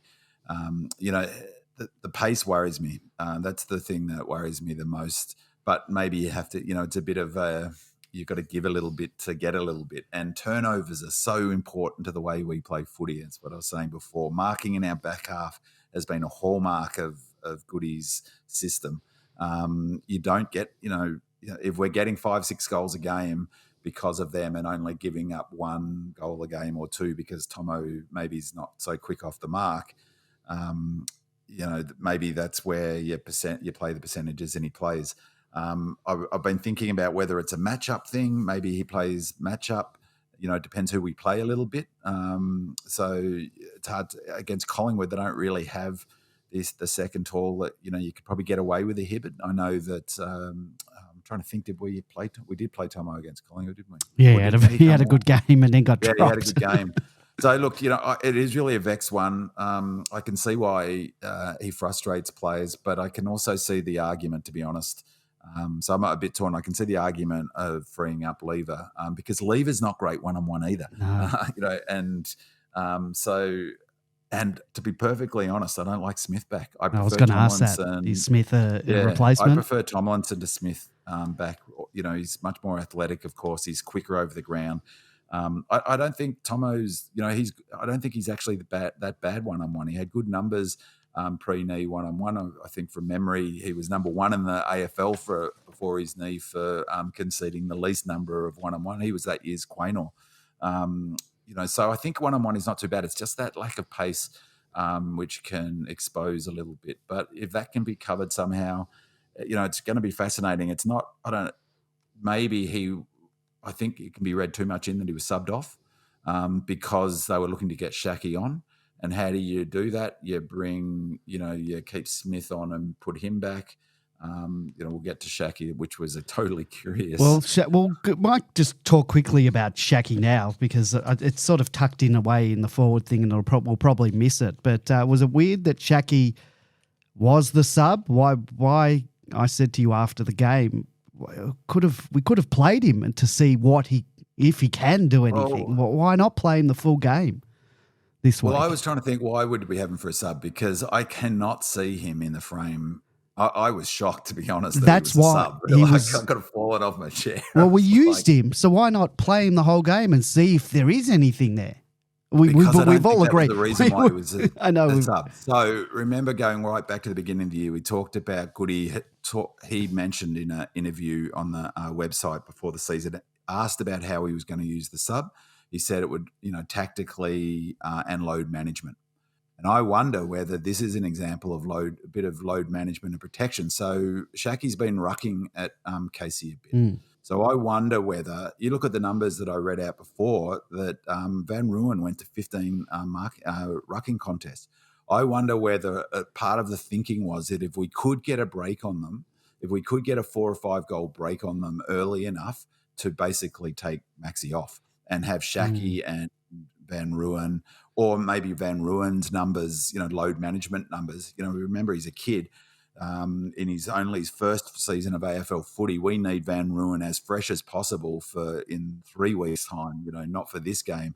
So I wonder, part of the thinking was to give them the chance to, I know that they didn't take Van Rooyen off and they didn't take Max Gawn off, so that mitigates against that a bit. But I wonder whether that was part of the thinking, and to provide some opportunity, to, if Maxi was blowing up, to take him off, or if Van Rooyen was blowing up, to take him off and use him that way as more as a load management than sort of with a view to giving him an opportunity to prove that he was in the frame, because I don't think he's in the frame. And it's a bit hard to be critical of such a short period of time, but there was a couple of contests where I thought, well, come on, it's a bit like Sam Wiedemann last year when he came in. It was like, come on, Sammy, you're playing for a chance to play in finals. Chase a little bit harder. Yeah. You've just come off the bench. You must be fit enough or fresh enough to chase a bit harder.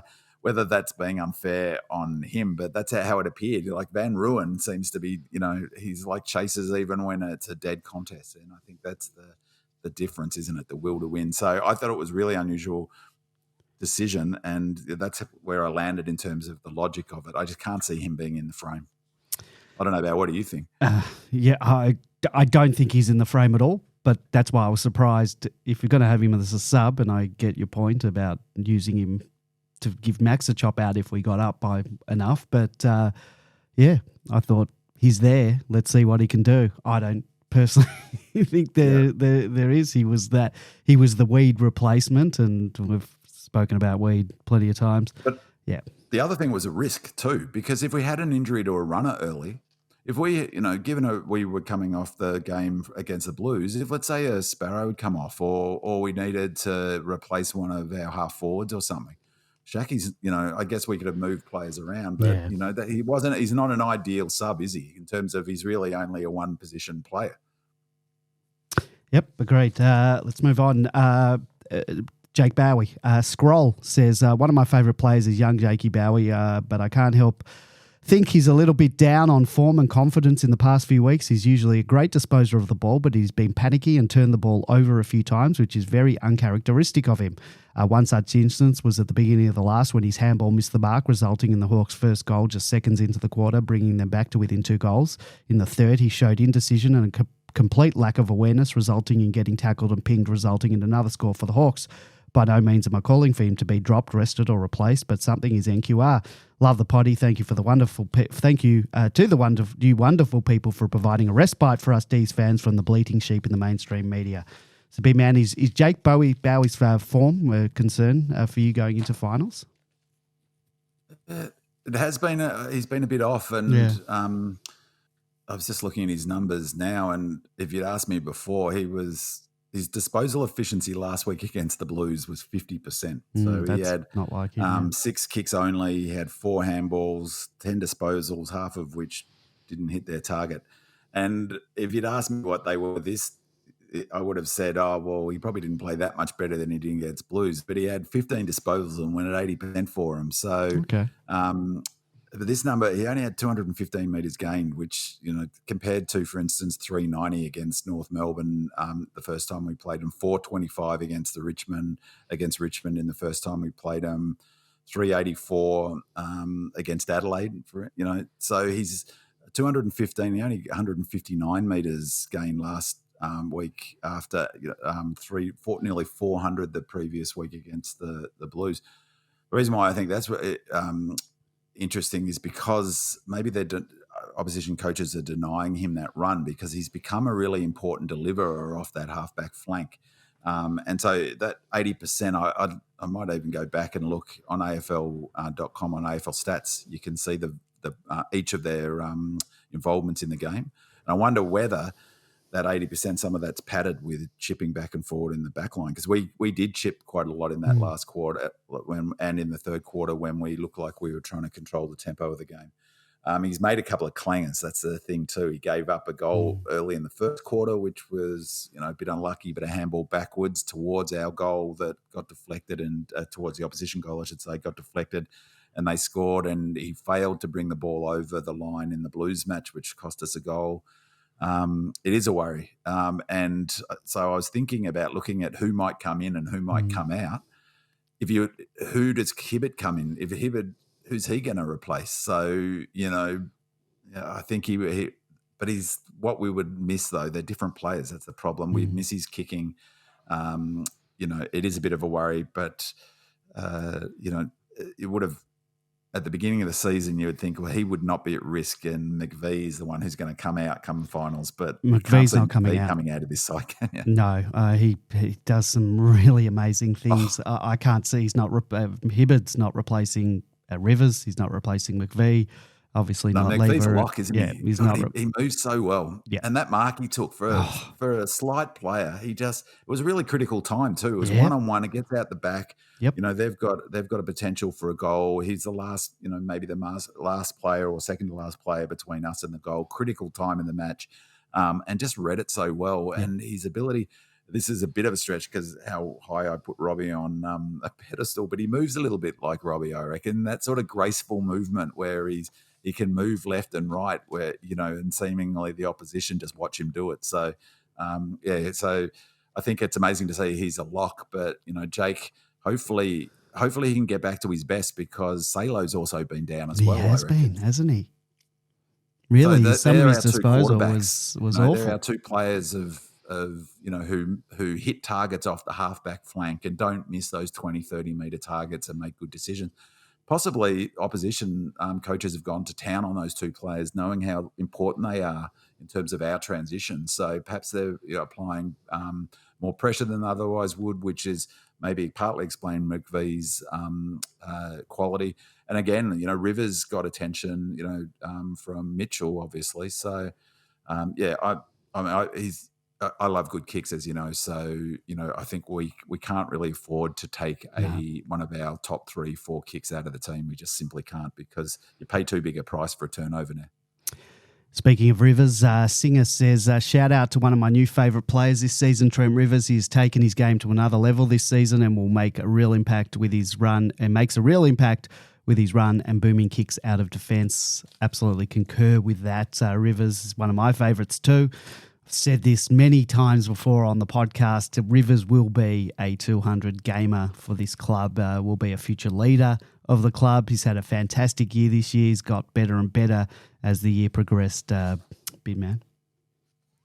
I was said actually to someone at the footy yesterday, he's probably the only, McVie, of course, and JVR. So any player who hadn't played a game of footy, but for a team, they always say for teams to, have a successful year, and particularly teams backing up from previous successful years, you need players who go to another level. And we didn't have that many last year, I thought, that went to another level. He's definitely one this year who's gone to a new level. And again, beating that drum, Mitchell said in his presser, such is his importance to us is why, McGuinness went to him. I think he's really everything that we wanted Hunt to be, that ability to run hard, collect, make good decisions, but get really good depth on his kicks, 50 to 60 metres. He's just been fantastic. That's about 5-6 weeks in a row where he's been in our top 4 or 5 players, I'd reckon. So he's having a breakout season he's probably already had, but he'd be top 5 in the Bluey, don't you reckon? Yeah, I think he'd be up there.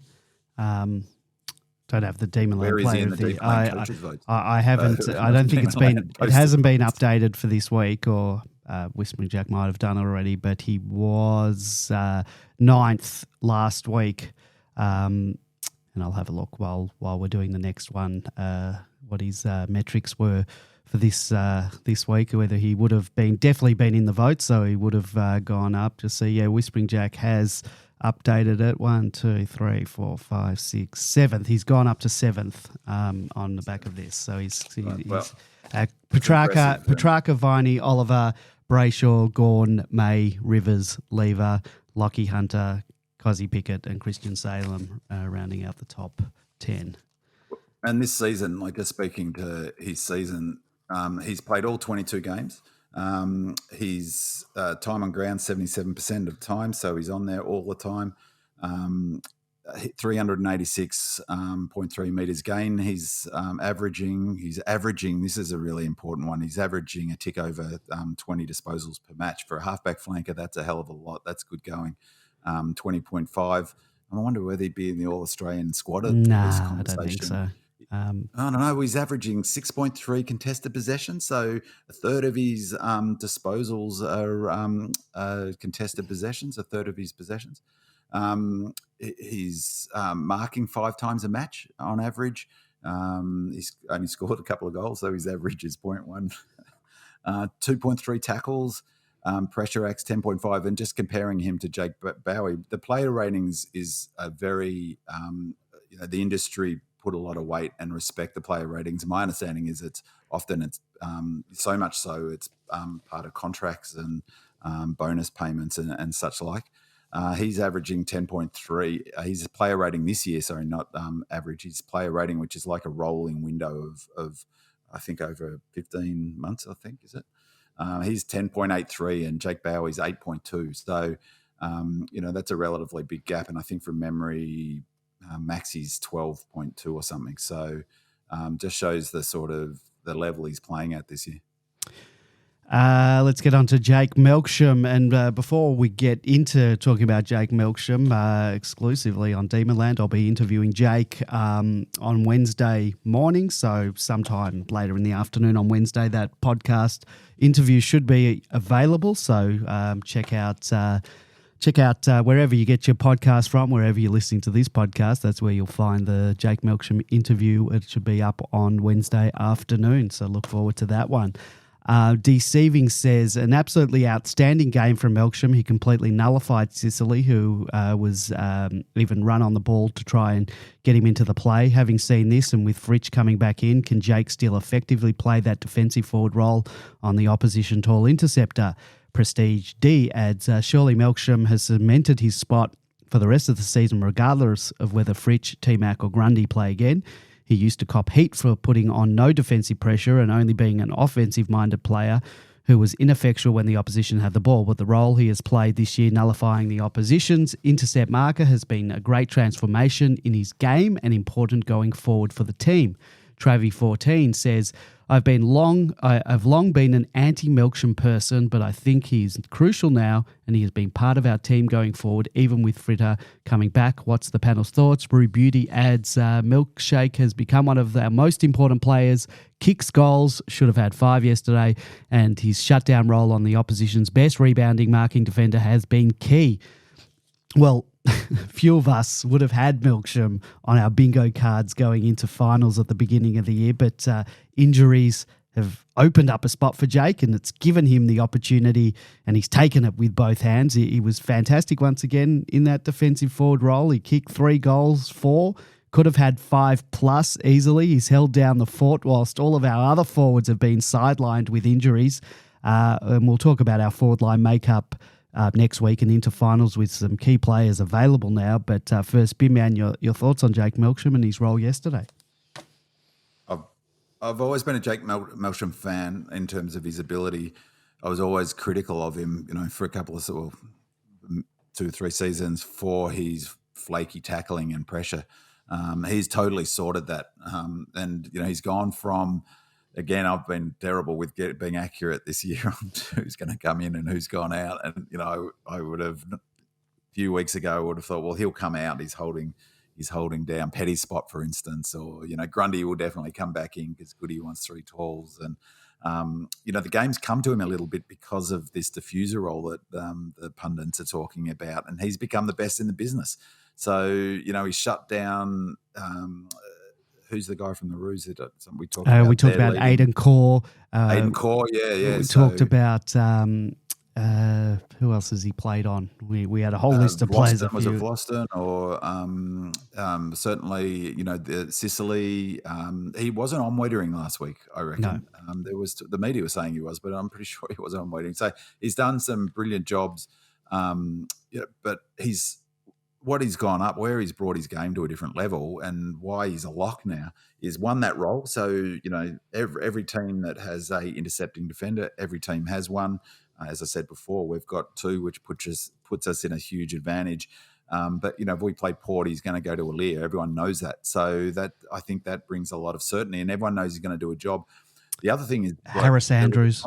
Yeah. There was a comment on whether it was in one of the questions, it might have been DL Fard or someone else on Demonland, who said, can't recall him bashing into players so often. Like, he is seriously looking to hurt in the aerial contest. And hitting aerial, it looks like he's sort of half not going for it half the time. He really is hitting packs hard. But the key things in this match is that he had 3 tackles, which is brilliant. He also had 9 score involvements. He had more score involvements than anyone. Obviously, he had lots of shots. Does that count the 3 goals for? Because isn't that 7 already? So he had 2, but still we topped the score involvements nonetheless. By the way, just on that, Kristen Salem had 6. So he had 1 goal assist, Jakey boy. 4-3, but he also missed a couple. He had 9 shots, so 2 didn't make the distance. Yeah. He had inside 50s. He had the 3rd most inside 50s for the game with 5. Our second most for the Ds with 5. So, in fact, the second most for the game. Trent Rivers had the most, by the way, with 6. So, a fantastic game. His second highest rated game for the season. He's a lock, isn't he? Yep, absolutely. Fritsch. And I love his aggro. I have to say, I love his aggro. Yeah, I like it too. Especially when he's got the plaster on his, the boxer's cut, and he looks like a boxer. He looks every bit of the boxer that he is, and apparently he's a very good boxer, as Steve May can attest. Won't be asking him about that one. Surely you're going to have to ask him. But we'll ask him about his right hook. What's his favourite punch? I don't think I'll be going down that route. Bailey Fritsch, coming back possibly next week or definitely seems like in the first week of finals. Obviously, what sounds like he's going to come back full stop is Goody has been as unequivocal as you can get from Goody's stand. It's like normally so vague, but from my Goody reading the tea leaves, my constant effort to try and work out what Goody's actually saying. We've got questions about the forward line in a minute, so we'll maybe so he'll come back in then. But, I don't think Melksham's not going anywhere. No, because Melksham's now got a specific role. That's the thing. He's got a specific role. No one else in the team can play that role as well as he does. And as I said a few times, that intercepting defender has become such a critical way. Every team has one. Every contender has one good one. And normally just the one, if you take him out of the game, you go a long way to beating them. So, he's in, even last week he was quieter, wasn't a good night for anyone really, but in some respects for just how messy that game was. I don't mean it was players didn't play well. So he's got that role, and no one is going to be able to take that role off him at this late in the day. Let's talk about the versatility of Joel Smith. We have a voicemail from 3183D in regards to the versatility of Joel Smith. So I'll play that and then get your response. Jump in once that's over. 3183D. Good evening, lads. It's 3183D here. Hope you're well. Loving the pod. I just wanted to bring up 2 points from yesterday's game. sort of connected. The first one is I'd really like to say how well I thought Joel Smith did yesterday. He gets quite maligned, but his effort was absolutely fantastic, I thought. Really going at the contests, and he does what we actually expect of Ben Brown, which is if he can't mark, then he brings the ball to ground in a way that the crummers can pick up. He also goes in really hard, so I think he's actually could be turning into the sort of the find of the year in a way. The other point I wanted to make was how I thought it was a great move by Goodwin to move Joel Smith back to sub him when he subbed 𝗟𝗍𝗃𝗀𝗁𝘀𝗁 on for Tomlinson. And it was really noticeable in the last quarter how the strategy changed with that real lockdown of the forward half, with May pushing up further, May and Lever both pushing up further. And Joel Smith's ability meant that he could be the goalkeeper at the back to mop anything up. So I really enjoyed yesterday's win, and really looking forward to the finals and to seeing how it sort of pans out with Smith back in the team in his varied roles. All right, guys, keep up the great work. Speak to you. Bye. Yeah, it's a great call. Well, just add it to my list of predictions, selection predictions that I'm likely to get wrong, because all season I've been, well, since Smith has come into the team, you know, I've said that he's the perfect sub, and yeah, but he was the perfect sub, but then we had Petty go down with injury, so had Petty stayed in the team, Smith might have been still that super sub.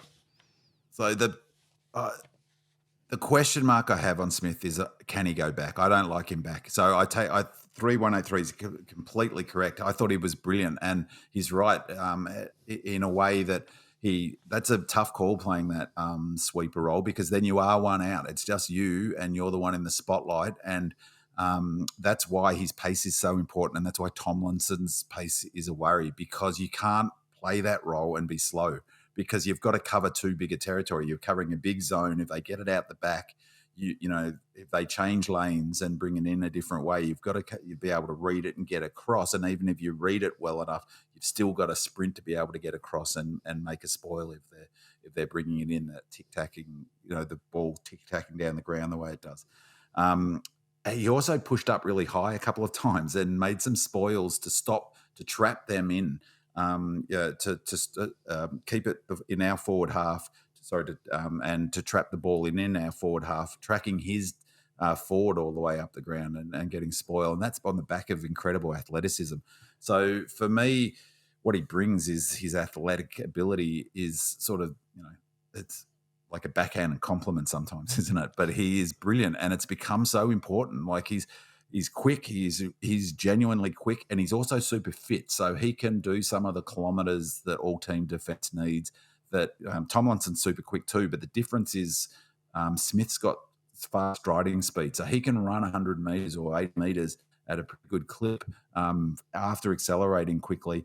3103 is complete right on the money with Brown-like ability to bring the ball to ground, and it was a really critical moment in the game actually, because 𝗟𝗍𝗃𝗀𝗁 had missed a couple of very gettable goals for a player of his ability, and quite frustratingly as well.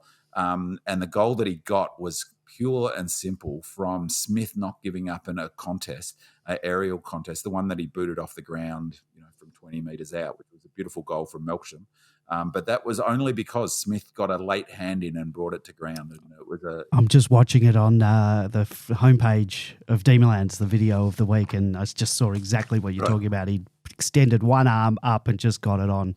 Then it came down beautifully for 𝗟𝗍𝗃𝗀𝗁. And of course you hear that all the time, is that's their job, and it is their job. But like that would have been so easy though. I forget whoever their number 7 is. Was just about to swallow that mark. It would have been another intercept mark for them. He got to that contest from a fair way off. That's his speed. He used his jump to be able to get to it and just make enough effort to bring it to ground. But I thought his kick. The other thing was his goal that he kicked. Which was a beautiful bit of play, and you love when they kick the goal after a beautiful bit of play. It's a good, nice straight kick for goal. Oh, it was such a good kick after the goal he threaded from the boundary last week. So similar position, I think, further out. Forward. You know, does he stay in the forward line? Well, that's the question. We're going to talk about forward line in a sec, but we're talking about Smith now. Fritsch coming back, Melksham's a lock for the team, Van Ruwen's there.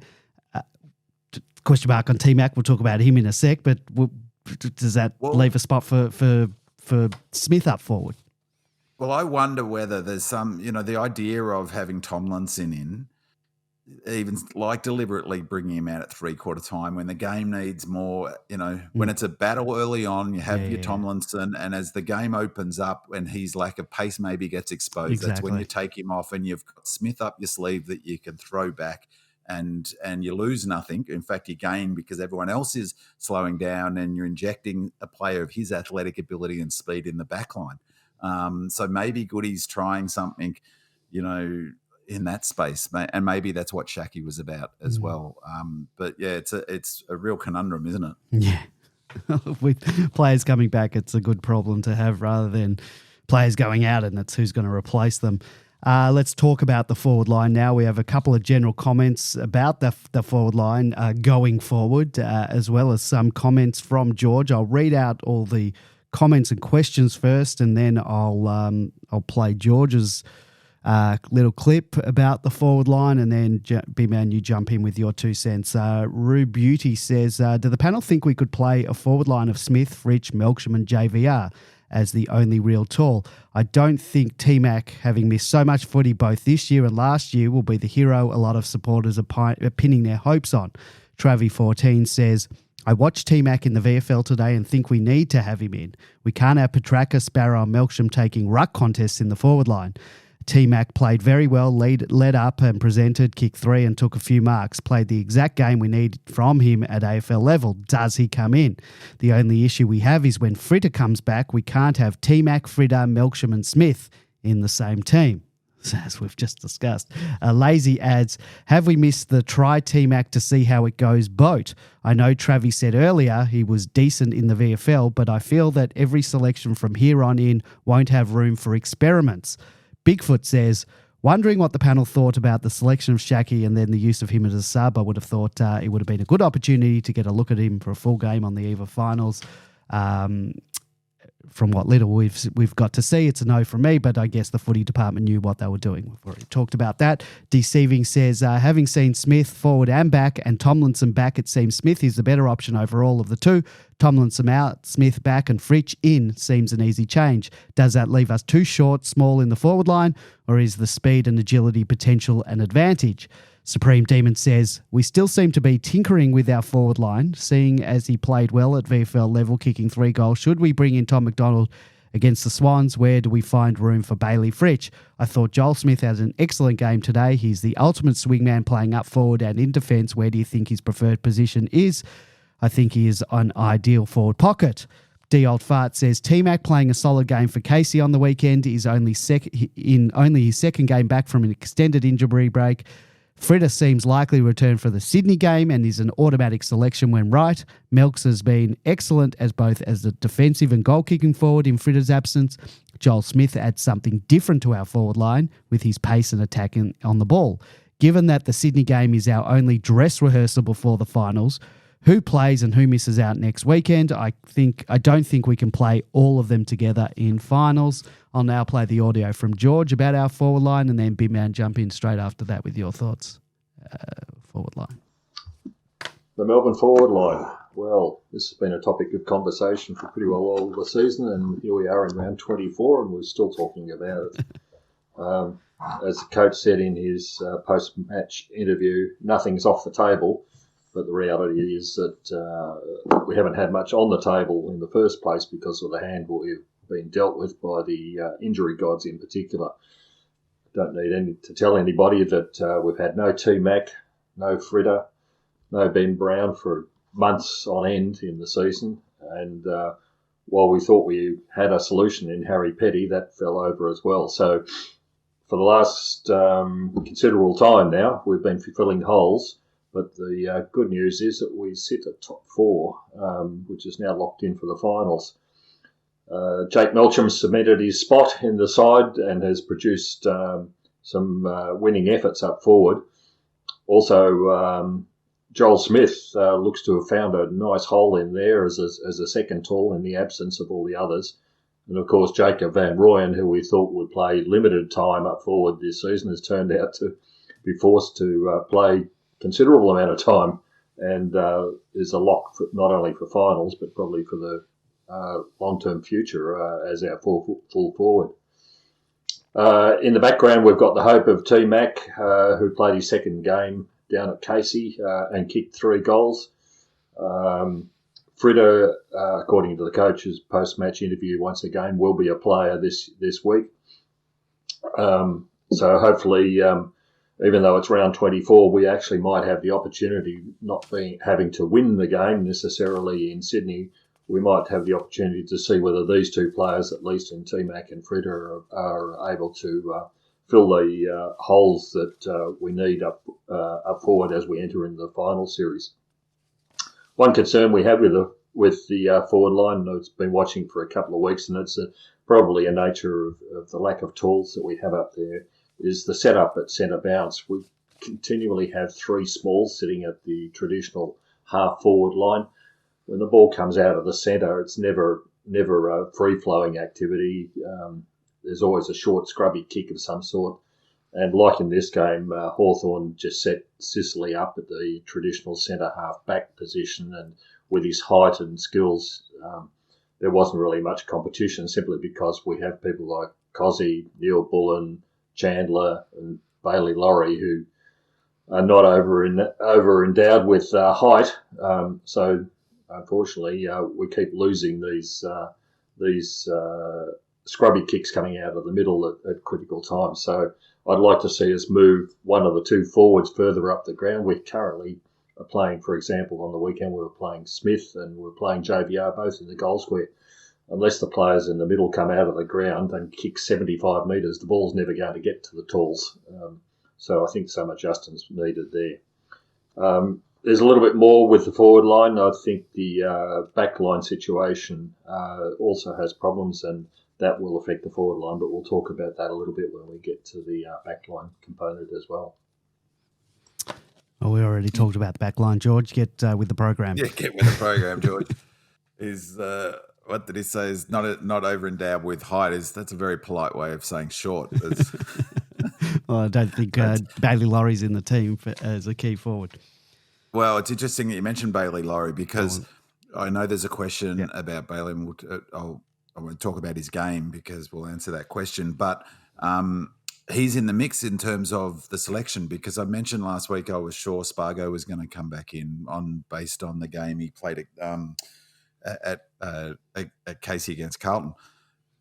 Now, Laurie came in, which surprised me, but he came in and playing exactly the same role as 𝗟𝗏𝗀𝗀𝗀 would have, which is the high half forward role. I listened to 𝗚𝗍𝗂𝗍 be interviewed on ABC radio about 20 minutes before the game started. As I was walking to the ground, he was asked about Bailey Laurie. He said that he really had played 20 weeks of consistent good footy at VFL level, and he'd earned his call up.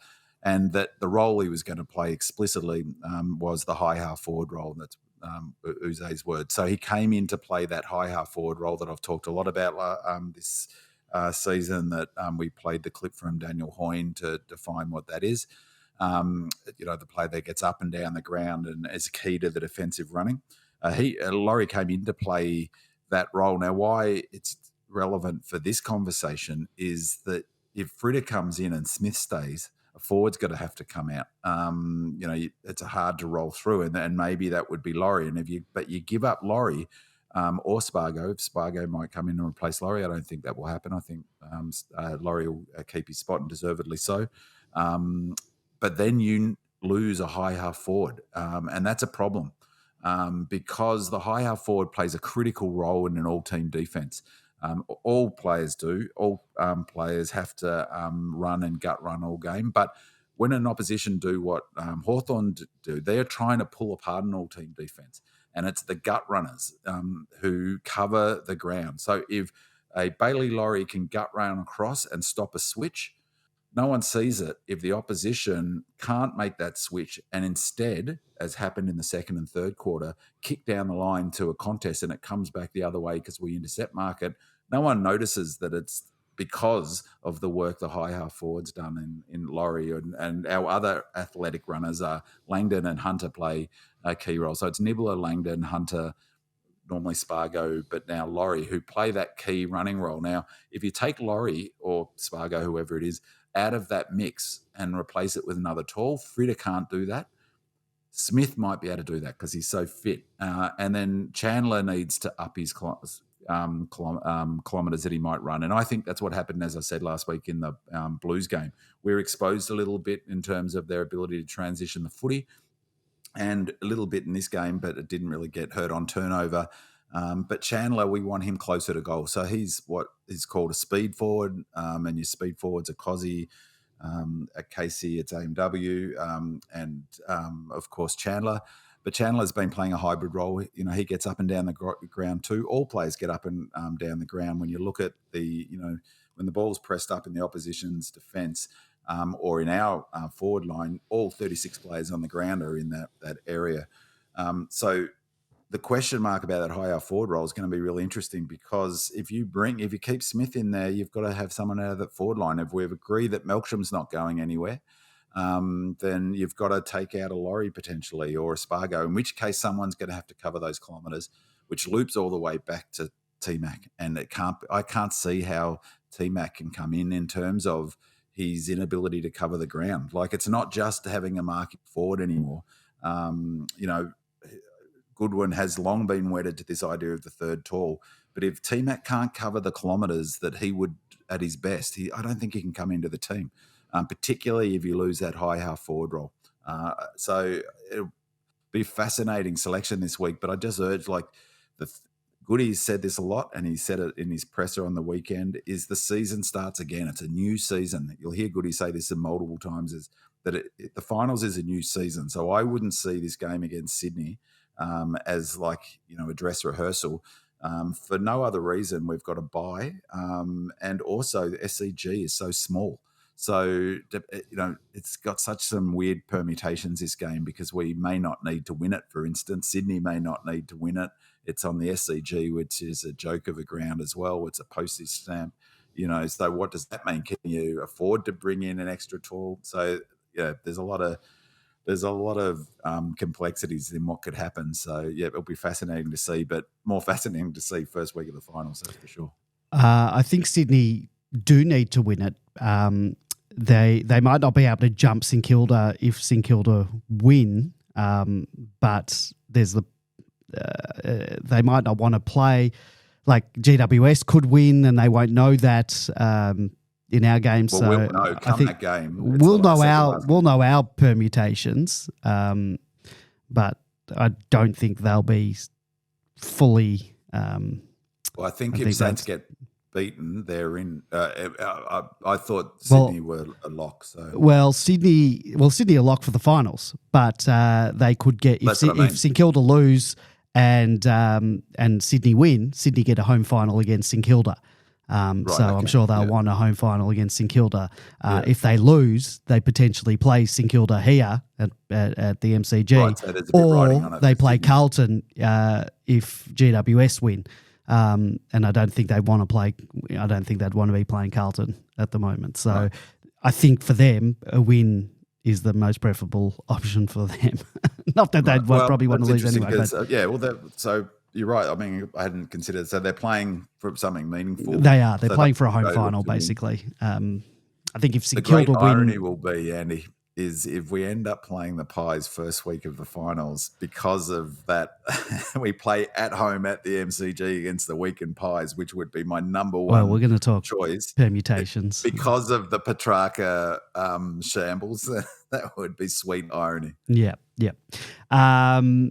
Well, you make an interesting point about if Fritsch comes in, a high half forward might have to come out. But then you could cover at the SCG because it's so small. Well, that's the SCG. So I'm talking about. Less of an issue. I'm talking about finals as well. But so Fritsch is going to come in, so someone's got to come out, and it might be that high half forward role, which could cause a problem. But that would almost mean that T-Mac's not going to come in, because then who comes out as well? T-Mac won't come in this week. I won't. get it right. So I can can't you see I T-Mac mean, the coming other way back in in? that Can you see T-Mac coming back in at all then? I doubt we're can't. going to bring him back in the finals. I can't. I mean, we've got barring injuries. We've got Smith, who I think everyone's made a good case for him staying in the side as a forward, but I can see Smith going back, Shaka coming out, Smith going to the bench, and Spargo coming in for Laurie, or Laurie stays, and Fritter coming in to that mix. We'll talk changes a bit more later on. We're going to talk about 𝗍𝗲 now. Red Jacket says there's a thread on Demonland discussing whether 𝗍𝗲 stands up in big games on the MCG. From Demonland poster 𝗟𝗶𝘀𝘁𝗁 post on the subject, he says, I understand goals aren't the only metric, and no forward pocket is one of the hardest positions to play. Some of the statistics are actually quite damning though, and admittedly a small size, and my stats may be dodgy here and there, but Pickett has kicked 3 goals or more 16 times in his 81 AFL career. Only 4 of those bags occurred at the MCG, 2 of them back-to-back in a hot streak in 2022. Pickett has kicked 4 or more goals 4 times in his career, 3 of those occasions being in the 𝗟𝗻𝗄, the ACT and Tasmania. Pickett's average, including his first season, is somewhere around 1.5 goals per game. Meanwhile, against the 3 biggest clubs in the country who we have key matchups with, Collingwood, Richmond and Essendon, Pickett has kicked a grand total of 9 goals from 13 games. I don't think he has ever kicked more than 2 when the crowd reached the 70,000 mark. So the first question is there an issue or just a statistical anomaly based on a small sample? Second question, if there is an issue, what can we do to fix it? And third, is there something about the MCG which delimits 𝗍𝗲's input perhaps? So that was 𝗟𝗀𝘁𝗁𝗁's post and my question, and this is who's talking here. This is Red Jacket. So Red Jacket's question is very similar to 𝗟𝗀𝘁𝗁𝗁's. I absolutely adore 𝗍𝗲. He can be exciting and electric and is a huge draw for the club in terms of marketing, but his consistency is a big drawback in his game. He goes missing in matches, and just plonking him in the middle at the start of quarters as a shock troop only provides a momentary spark. His greatest strength is his speed and agility, which makes him an ideal candidate for more midfield minutes, with his excellent ability to evade opposition and use his skill to break through defences and create scoring opportunities. Now, George has some thoughts on this, and I'll play that, and then B-Man, you jump in with your take. One of the things that perhaps became very noticeable in this game against Hawthorn was the tiredness that seems to be across all the players now. That's perhaps not surprising given that it's a very, very long season and we're at the end of it. But certainly it was very noticeable in this game. 𝗍𝗲 Pickett had 5 disposals for the whole game with only a 20% disposal efficiency, so effectively he only had 1 touch for the whole game. He looked like he was nowhere near his best, and it's not surprising because while it's his 3rd season now, the guy's still only 22. And when people call for him to be used in the centre a bit more, perhaps that's also a reason why we shouldn't be. That playing in the middle is a really brutal, tough, hard role, and if a smaller player is being expected to play minutes in there, then he's not going to produce his best, and perhaps we've been too ambitious with the way that we have used him in the past couple of weeks. Neil Bullen even couldn't kick the distance from 35 metres when kicking for goal, but he wasn't the only one. Christian Salem, whose kicking is normally quite lethal and accurate and precise, could barely get the distance as well when he was using the ball. At the moment, he looks like he can barely make a 40-metre mark at the best. Unsurprisingly, Christian Petrarca, to me, looks like he might have a shoulder problem. He wouldn't lift his left arm above shoulder height a couple of times. But again, he's one who's been playing in virtually every game, and the season's getting very long for the midfielders in particular. Fortunately, we've got the ever-reliable Jack Viney in the middle, who seems to be completely indestructible, and it doesn't matter how long the season goes on, he seems to be in there at the very best. But I think there's a number of players, and we're not the only side in the competition who's in the same position, that the finals bye cannot come fast enough for us. The fortunate thing, I think, is that the majority of these players are not carrying serious injuries. They're not out with hamstrings and other injuries which cost you games. They're just plain tired. So looking forward to the break for them, and I think we'll see the best of them once we get into that final series. Yeah, I mean, definitely playing tight in the sense that fatigued from a big block of games, but particularly last week, I keep coming back to how brutal that game of footy was. And remember our conversation, our interview with Selwyn Griffith at the beginning of the year about the toll it takes to a game of footy and how much the full week is designed for around recovery and how little aerobic work that they can do in that week. Now, we had full 7 days, but that was an off-the-charts pressure game. Again, that's why I was so confident the Suns would push the Blues, and it's exactly what happened. They were gassed as well. All teams are really struggling this year. If you think of the season like a game of footy, we're in red time in the last quarter, and red time's when it gets tough. And a really critical thing that's now going to come into play is this round is an additional round of footy than ever's been played. So it's this now. We've now got to what would have been the end of the season for the last, 6 or 7, a long time, whatever, when the last team came in. So we're now past red time. It's into extra time now with this extra week. So a lot will come down to which club has managed themselves best. And I reckon we're in terrific shape.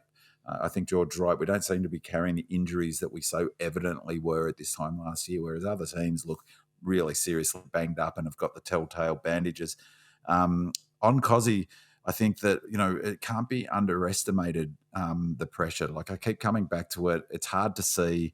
It's hard to understand the importance of it, but his KPIs aren't goals. I know that's frustrating for fans. That's how they judge him. The questions are framed that way in his he only had 4 or 5 possessions in this game. That is true, but he had 22 pressure acts. His season average for pressure is 42. So George's point's correct. Everyone is tiring a bit, but you cannot apply. His season average is 42. His pressure points in this game was 48. So it was above his season average for this game, and it was critical. His inside 50 pressure was critical in this game.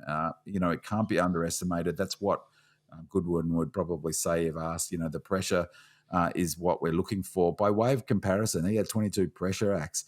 Max Gawn had 7, and we talked about how well Smith is, how athletic he is, and how quick he is. Joel Smith only had 8 pressure acts in this game. He's averaging 18, so it was well down. So he's 8 pressure acts, 18 pressure points. So well down, way less than 𝗍𝗀. In many ways, a pressure player. Our other pressure player, who we just gave a big pump up for, is 𝗟𝗱𝗀 and the pressure he's applying, and how hard he has been at the footy up forward. He had 13 pressure acts to 𝗍𝗀's 22. So, I think that can't be underestimated. That's what 𝗍𝗀 brings. Of course, we'd like to see him kicking more goals. But the other thing is he's a young player. It's easy to forget. How old's 𝗍𝗀? He's 21? Yep. 22. So, he's a real young player playing a real difficult position. And his player rating is up near 10. So that's really very quality possessions. Half of his possessions are contested. So he's averaging, what is it? Let's have a look. He's 50%, just nigh on 50% of his possessions that he wins are contested. So he's a pressure player. He's hard at it. But George is right. He needs to freshen up. The whole team needs to freshen up. So I don't think that's probably a fair sort of criticism of him that he doesn't stand up in the big games. There's been plenty where he's been a defining player in the match, I think. But more the point, I don't think that his performance is based on goals by the club. Let's get on to Bailey Laurie. Royal Demon says, I was a bit sceptical when Laurie was picked over 𝗟𝗏, but I thought he did a few really nice things and took his chances and had a hand in a couple of goals. Happy for him to get another look in before finals. Supreme Demon says, thoughts on Bailey Laurie's game against the Hawks? I thought he did a few positive things, a couple of good kicks, as well as a great tackle in the centre of the ground. So I too raised eyebrows when we selected Bailey Laurie. I haven't watched much of him at 𝗚𝗍𝗄, but I thought that 𝗟𝗏's was way ahead of him, probably because you gave that ringing endorsement, big man.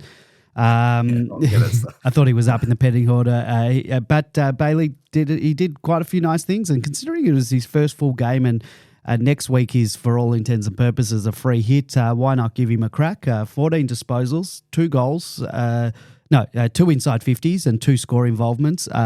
Only 57% disposal efficiency, though. B-Man, anything you want to add to what you said before? Yeah, I thought it's really hard to know how to judge those roles because, as I said, what they will be looking at playing that high half forward role is his kilometres run and how many times did he stop them switch, for instance. How I wondered a little bit, that all-team defence requires a sophisticated understanding of where to go, where to run to, particularly in that high half forward role. He's not been playing that role at 𝗙cie. He's been a mid at 𝗙cie. Yep. So, it's not like you can plug and play suddenly, go there, run there. Nibbler was giving the wings a chop out at times. So, there was a few times where they looked like there should have been someone covering an outlet kick and there wasn't. I'm not saying that that's necessarily him, but that's what happens when you get new players in. So the way they would look at his game would be partly through the lens of his GPS numbers, which we don't have access to. So how far he's run, where he's run to, how many times did he stop a switch, those sorts of things. All power to him. I thought he played all right. Didn't blow me away. Did a couple of nice things. A really nice banana kick that set up a goal, I think, or maybe a missed shot. But then he moved pretty well. I thought tackled well. Maybe one of the thoughts I had was that perhaps they're not going to go with the high half forward role, and this is a straight swap. Give him a chance to have a taste. We want to re-sign you. We're committed to you. We think you've got a place in the future, a bit like with 𝗟𝗏. And then maybe it's a straight swap for Fritter, in which case then Chandler and others have to cover those kilometres that high half forward role would do. But with Smith in the team, you can do that, I think. He's athletic enough to cover ground himself. So maybe it's as simple as that. He drops out this week and it comes in for him. I saw Nibbler at one of the breaks. They were both on the half forward flank area, and Nibbler was sort of pointing to areas. Must have been sort of bit of a tutorial on the ground in-game training, just showing him where to go or what to do and all that stuff. So that's good to see. And speaking about just on Nibbler, what a game! Fantastic effort by him, gut running. Going to talk about him right now. Radelaide says, B-Man, really appreciate the shout out you gave Nibbler the other week on the podcast for his 150th game. He's one of my favourites. Never understood why he's maligned by many fans. He plays a crucial role in the team, and I'm glad you were doing your best to relay that to Demons fans who only look at kicks and goals on the stat sheets.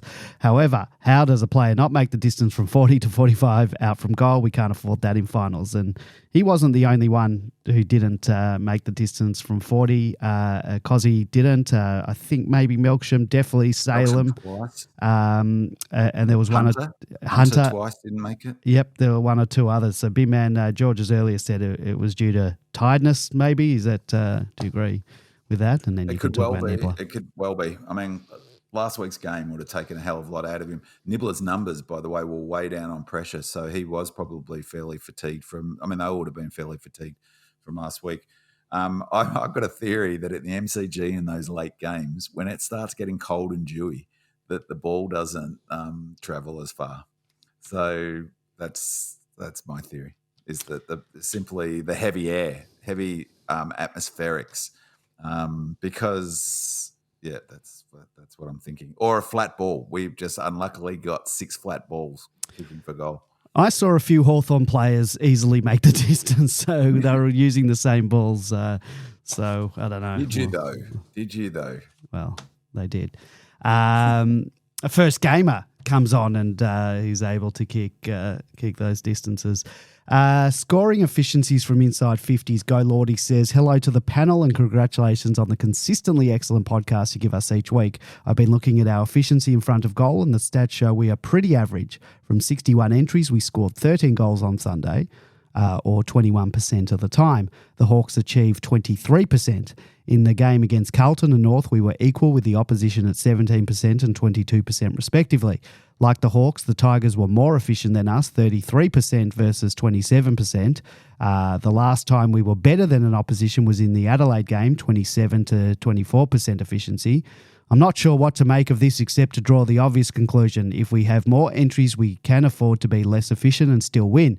And of course, if Melka's bagged those two set shots in the first half, our efficiency on the weekend would have jumped over Hawthorn's to 25%. Keep up the good work, chaps. Go D's. So Big Man, you're our resident statistician. You said to table one of your comments to now, I can't even remember what it was. Is this a concern or is this par for the course across the league? And some weeks you win the stat, some you don't. Of the matches Go Lord he mentioned, we only lost one of those matches and it was by the barest of margins. It's not a concern. It's a function of the way we play. 63% to 37% time in half. If you watch the last quarter, it was crazy in the last quarter. It was 70%, 31% or 69-31 in that last quarter. And then I reckon in the last 10 minutes of play, or there was a period of time where it was up our end, I think from what was it? So we had 13 of 17 inside 50s with 4 minutes to go. So we had, of the previous inside 17 inside 50s, we had 13 of them with 4 minutes to go in the third. And in that period, in the third quarter, not the last quarter, in that period, the first clear shot at goal that we got was that dodgy free kick that Van Rooyen got for a block, which was taken all day of the week, given the amount of blocks that get through to the keeper. My point being is that if you watch it again, you've got 36 players squashed into an inside 50. There's just no space. So it's all about trapping it in, and then they kept on kicking it out, and we kept on marking it, Rivers or Levers, and just putting it straight back in. But they're putting it straight back in to a super crowded forward line. So, of course, we're going to be inefficient because the sort of goal roll he gets there in the end, I think, with his comment is about, it's just sheer weight of numbers. So not only are we getting it in, the thing is we're getting re-entry. So we're not allowing it to transition out to the other end of the ground. So they can't score. And okay, our efficiency may not be great, but that's because it's so crowded. So in that example, on the 17th time that we had an inside 50, we finally got a free kick, and Van Rooyen had a shot on goal, which he got. But the others was, it's just crazy. Like they had to lead to pockets, all the leading lanes are clogged. So it really is a function of, we've talked about this a few times during the season, when you are on top with inside 50s and you're playing forward half 50 like Melbourne, when you're dominating the opposition, you are always going to be re-entries and getting re-entries. You're going to get re-entries into a super, super crowded inside 50, which is going to make, there's almost no way not to be have low efficiency in terms of score to inside 50 ratio. Let's get on to tagging because we're getting up to the 2:15 mark and we've got still a bit to go. I think this could be a long one. D-Minion says, I've been critical in the past of Goody not employing a tagger to negate some of the star midfielders that cause us headaches, and found his comments about Finn McGuinness to be very odd. He claimed that Finn is clearly someone who doesn't want the ball. Is Goody not aware of the tagging role in footy? I have no issues with Finn McGuinness being used as a tagger. He did a great job in curtailing one of the best accumulators in the business and keeping him to 14 touches for the match. Thoughts from the panel? Keep up the great work, guys. Love what you do. Now, I don't disagree with that. I thought the comments from Goody were a little bit odd, considering that tagging has been part of the game for a long time. It's not always used, it's used sparingly, and it's not always effective. I think Goody was just probably frustrated by it at the end of the game. But I find the criticism of McGuinness, the player, to be a bit odd in that it was directed towards the player and not the opposition coach who gave the player the job and who wouldn't not have cared whether Finn got a touch or not. The goal was to negate Clary's influence and keeping him to 14 possessions. I guess it was mission accomplished. And I'm sure Mitchell would have been wrapped with Finn's performance. B-Man, do you think it was odd that he sort of attacked the player? I love those comments from Goody. I loved it. Absolutely. No, because you want to see emotion from Goody, but no. I loved it because for me, two things. I don't reckon he was speaking to McGuinness. He was speaking to Mitchell. Okay, saying because he's been very strong on this. He thinks tagging is bullshit, and he philosophically doesn't like it. He says it all the time because we can move that tag around. We can take him out of the play. So essentially, sure, McGuinness. that's his point that he's making. He's not trying to knock McGuinness. He's trying to tell Mitchell is that this is a stupid philosophy. Because so what? His point being he doesn't get any possessions. So Oliver doesn't. Okay, maybe you're net positive because Oliver doesn't. So that means essentially it becomes 22-22. If you've got 22 better players than the opposition, well, then you're sacrificing one player. And as Goodies said, he can move that tag around wherever. He can go forward. So, for instance, Oliver took 2 ruck down the forward half. Well, McGuinness can't tag then. Suddenly we get an advantage. We got a goal from it. So I actually loved it. And I thought, though, it wasn't really a go at McGuinness. It was about whatever happened at quarter time and the niggle, because that was serious niggle. As I said, I watched them on the binoculars. They were really going at each other, and the whole team, 𝗍ine was in there. There was a bit of spite there. So I suspect that's the filter that Goodies had, and he's such a player's player. That's why I loved it, because he was basically still supporting Oliver, is the way I read it. And I agree with him, because, go out and get the footy. The best taggers, whatever you think of taggers, the very best taggers get the footy themselves. Like, they don't get, that's back in 1989, 92, you can run around and get 4 or 5 possessions. So, Goody's happy for our best players to be tagged. I like those comments from Goody. We have a question from Demonland Royalty, Whispering Jack, who says, when Hawthorn beat Collingwood recently, there were great raps placed on Mitch Lewis, Jai Newcombe, Chad Wingard, and, of course, James Sicily. I'd like to hear the panel's views on Melbourne's performance yesterday in light of the fact that 3 of their star players from that game were missing, out injured. Now, anyone who doesn't already know, Whispering Jack is my dad, and if any of you are wondering if MFCSS is passed down from generation to generation, well, that question from Whispering Jack is your answer. Sure, the Hawks had some big outs. Mitch Lewis is their key forward, and having him in would have further stretched our defences. Jai Newcombe is going to be a superstar if he's not already. He had 40 possessions the week before, and he too would have bolstered their midfield. Chad Wingard has had a good year this year. He doesn't worry me as much as the other two. But injuries are a part of footy, and to answer Whispering Jack, I will remind him that we are without almost our entire premiership forward line and our premiership centre-half back, who was already ably filling in for our injury-riddled forward line, is now out injured too. Injuries are part of footy. Sometimes you get lucky, and sometimes superstars actually come back in just in time to play the Demons, and Whispering Jack and his MFCSS strong genes that he's passed on would well know, and because I hear him moaning about it constantly, to the point where my MFCSS has become completely debilitating, as this audience witnesses on a weekly basis. So, Big Man, has our victory been soured for you now that Whispering Jack has tried to put a dampener on the celebrations? Well, passive-aggressive. I was thrilled, though, when Jai Newcombe wasn't playing. So he's exactly the sort of player that would have tested us. I mean, they've been brilliant out of the middle, so that sort of really knocked him about. Look, I think that goes to my comment about Goody's coaching, is that I think more and more he looks at what the opposition gives and how they want to play the game, and takes it, like a game of tennis where you feel out the opposition, get a handle on what their tactics are. And he would have done the same thing, with those players in. It wouldn't have made any difference to the win. It doesn't, to me, take, that's the whole point about each game not being a litmus test for the our ability to win a flag. It's all about a stepping stone to get there. It's a hurdle we got over. We would have got over it with those players in. I'd love Jai Newcombe at the club. He's awesome. And Chad Wingard was a big out, actually, because, we've struggled over time with those small forwards. So, but it doesn't take anything away from the victory.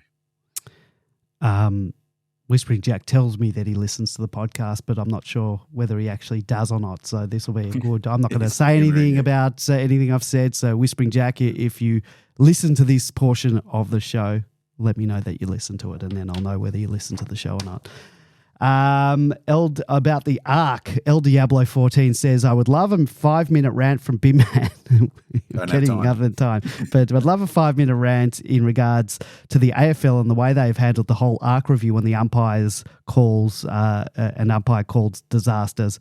What is going to happen when this occurs in a big finals match? So last week, in regards to track goal or point, whatever, I was saying to people that based on the current rules and the antiquated technology, the right decision was made because there was no conclusive evidence to overturn the soft call, and you can argue about whether the soft call was right or not. The AFL simply have to put money to get the goal line technology right, because one day it will cost a team a place in the final, which it did, or cost a team a final, or heaven forbid. Can you imagine that Adelaide thing was in the grand final? The Adelaide goal on the weekend is a different scenario to the one the week before. And I was under the assumption that they reviewed every single goal. I remember watching a game. I think it was. Yeah, they do. But it was a point. I know. They don't only do the goal. So score, only every single goal. Okay, because I think that it was last year when it was mentioned by the commentary team. So you've confirmed that. And I think I remember hearing an umpire say it over the mic, saying to the player, when a goal had been kicked. But it seems, I don't know how it can work for points. Like I think, how does it work for points? Because they know players no longer have to wait for the flag to be waved. They can be off immediately. They can't stop play after every score until we go through the 𝗟𝗋 system. That will extend the playing time and will allow teams to set up and could stop momentum, etc., etc. Something has to change because the system with this technology clearly isn't working. And can you imagine if the Crows Swans game was a grand final and there is definitive proof that you won the game and you were robbed like that? Big man, I know you have a solution for points and goals, and well, the short, not 5 minutes because we're well out of time. But the two things that is getting confused about this incident is it's a system error, but the system was followed. The goal umpire was certain that it hit the post, so he had no other option but to. Of course, he should have called for a review, but the rule is that you call for a review if you're not certain. Yeah. He was certain, right? So he just made an error. Okay. So the thing that, I said this last week, what they should have done in 2009 with the Hawkins thing, where all of this kicked off, was all about when Hawkins hit the post and it was given a goal, is they should just award a goal if it hits the post and goes through. Because in that scenario that happened, it would have been called a goal. It wouldn't have mattered that the umpire thought it hit the post. That's neither here nor there. It would have been a goal. Now, I've heard on the radio and in different forums lots of reasons why that wouldn't work. And a couple of them are just plain ridiculous. One saying, well, no, just get the technology right and put it in a good system. The AFL just has to put in a good system. Well, show me one time that the AFL, through this whole ARC palaver, has put in a good system. Anything that involves the AFL coming up with a good system is a stupid idea, number one, right? So that honestly, it's just they have no track record of getting their shit together with this at all. So take that off the table. But if you had just made that a point, another one, people say, well, that would mean that all goal kicking records would somehow have an asterisk on it because of this new scoring thing of hitting the post and going through. Well, there's already a asterisk on them. Just take the stand rule. I reckon there'd be 50 to 60 less goals kicked this season if not for that stand rule. They're giving players so much latitude to play on. They're kicking from inside 50 multiple times a game where they would have been kicking from outside 50. So that's changed the game. Even having a review system changed the game. So 10 years ago, 15 years ago, you would have lots of goals that weren't given and vice versa that were taken off them. So that's a stupid one as well. It would just save a lot of money. There would be no grey area. It hits the goalpost and goes through. Touch is a different one. We could have a different discussion on that. But the goalpost hits it, goes through, it's still a goal. Point hits it, goes through the point, it's a point. No grey area, no need for a camera, no need to have hours and hours of conversation about the poor bugger who makes a mistake. That's a goal, and Adelaide make the finals. Yep, and there's an extra game now as well. And there's an extra, and look, we talked about this last week. This is big business. I just heard tonight it's $4.5 billion Channel 7 paid for this. So of course they should get the technology right. Of course they should get the systems right. But I have no trust in the AFL to do either because they haven't shown that they've been able to do it. For me, that's a simple, elegant solution to a problem that's going to repeat and repeat. It's going to happen all the time. Well, finals week one, we did get this question this week, which has surprised me because each week for the past few weeks, someone has invariably asked it, but who and where would you like to play the first week in finals? And I have written all the permutations, but if I go through them, it's going to make this show longer. Fact is, a couple of teams we can play. Collingwood, I won't go through the permutations of how, but we could play Collingwood at the G. Could play Brisbane. Collingwood at the G. That's it. That's what I want. Brisbane in Brisbane. Port that. in Port. But, and I asked you this after the game, if we lose to Collingwood, and I know you'd prefer to play Collingwood because you think that we can beat them and get to a preliminary final, but if we do, and it's at the G and we can go. If we do lose to Collingwood, there's the worry. There's two very hard games coming up. We're on the Carlton with a severe case of well, this is my. I explained to you. You heard why. Final after a loss. Yeah. So that's Carlton and then Brisbane in Brisbane. No. And I think that's the hard. That's the hard side of the draw. Going to play out, Andy. We're going to play Collingwood at the MCG in front of a packed house. We're going to flog them. We'll win in a tough game. They're going to play 𝗍𝗀 when they shouldn't. They're going to play more when they shouldn't. They're going to lose. Carlton are going to beat GWS. Carlton are going to play Collingwood and beat Collingwood, and the Pies are going to go out in straight sets. And we're going to see how happy McRae is, how optimistic he is after that all transpires. Big call. But yeah, I think that's the hard side of the draw. I think the easy side of the draw, but it's very unlikely. Any side of the draw we're on is hard for the opposition. We are the best team in the AFL. We'll win the flag. Okay, you said it there. All right, don't need to go through all the permutations. That's wants to play Collingwood here. Well, I do too. Because only one that really, in all seriousness, the game that worries me is Brisbane. Playing Brisbane in Brisbane would put a big dent in our chances of winning the flag. But wouldn't you prefer if we do play, wouldn't you prefer to play them in that first week rather than in preliminary final? No. Because I know you think we're going to beat Collingwood, but yeah. Okay. We want to play in the G round in the first week of finals and we'll win. So I don't want to play Brisbane. We could, if Port lose and we win and Brisbane win, we'll play Brisbane in the first week of finals, and we don't want that. Do you think we would throw the game? Not do our best to win? Well, because we'll know before the game. Because Port's playing before us. If selected in the senior team, we might have an insight into. Because I imagine we're going to pick. When we're playing on a Sunday, so we'll have to name the team before we. My answer to that would be that we would never not go into a game wanting to win, wanting to lose. The question would be, as we've said mid-season, would we do everything we can to win? And I think no, probably. Do you think they would be honestly? Do you think there would be that consideration if we know that if we win, and if they want to play Collingwood first week of finals, is to be honest. And so, what would you want them to? If the risk was, we'll know on Sunday. Well, we'll know before Brisbane in Brisbane or Collingwood. If we beat Sydney, we play Brisbane. Well, I think would you rather? I know, but I think Goody will back us to win wherever, whenever. Yeah. So I think he'd still go out to win, but I don't know. You don't, and also you don't want to play with form. So look, I mean, if you're asking me what I would do, and look, Sydney, as I said, I don't think Sydney are just going to be that. Sydney might need to go out to win. I think they will need to go out. I think they want to play that home final. That's what they're playing for, regardless of any of the results. Port's just got to beat Brisbane. Port's just got to beat Richmond, and then it's a completely, it's a moot. And point. I think Port will beat Richmond. I know Richmond have a few players playing the last game, but playing. I mean, Cochin's retired already. Why can't they travel interstate or something when they play? I don't understand that. Rewalt, they're not playing. Is Rewalt not playing either? Well, I think so. I think they're just retired. Well, they've said they're retired at the end of the year. Have they retired? I don't know. My assumption was they're not playing next week. Maybe I'm wrong. Okay, we'll see.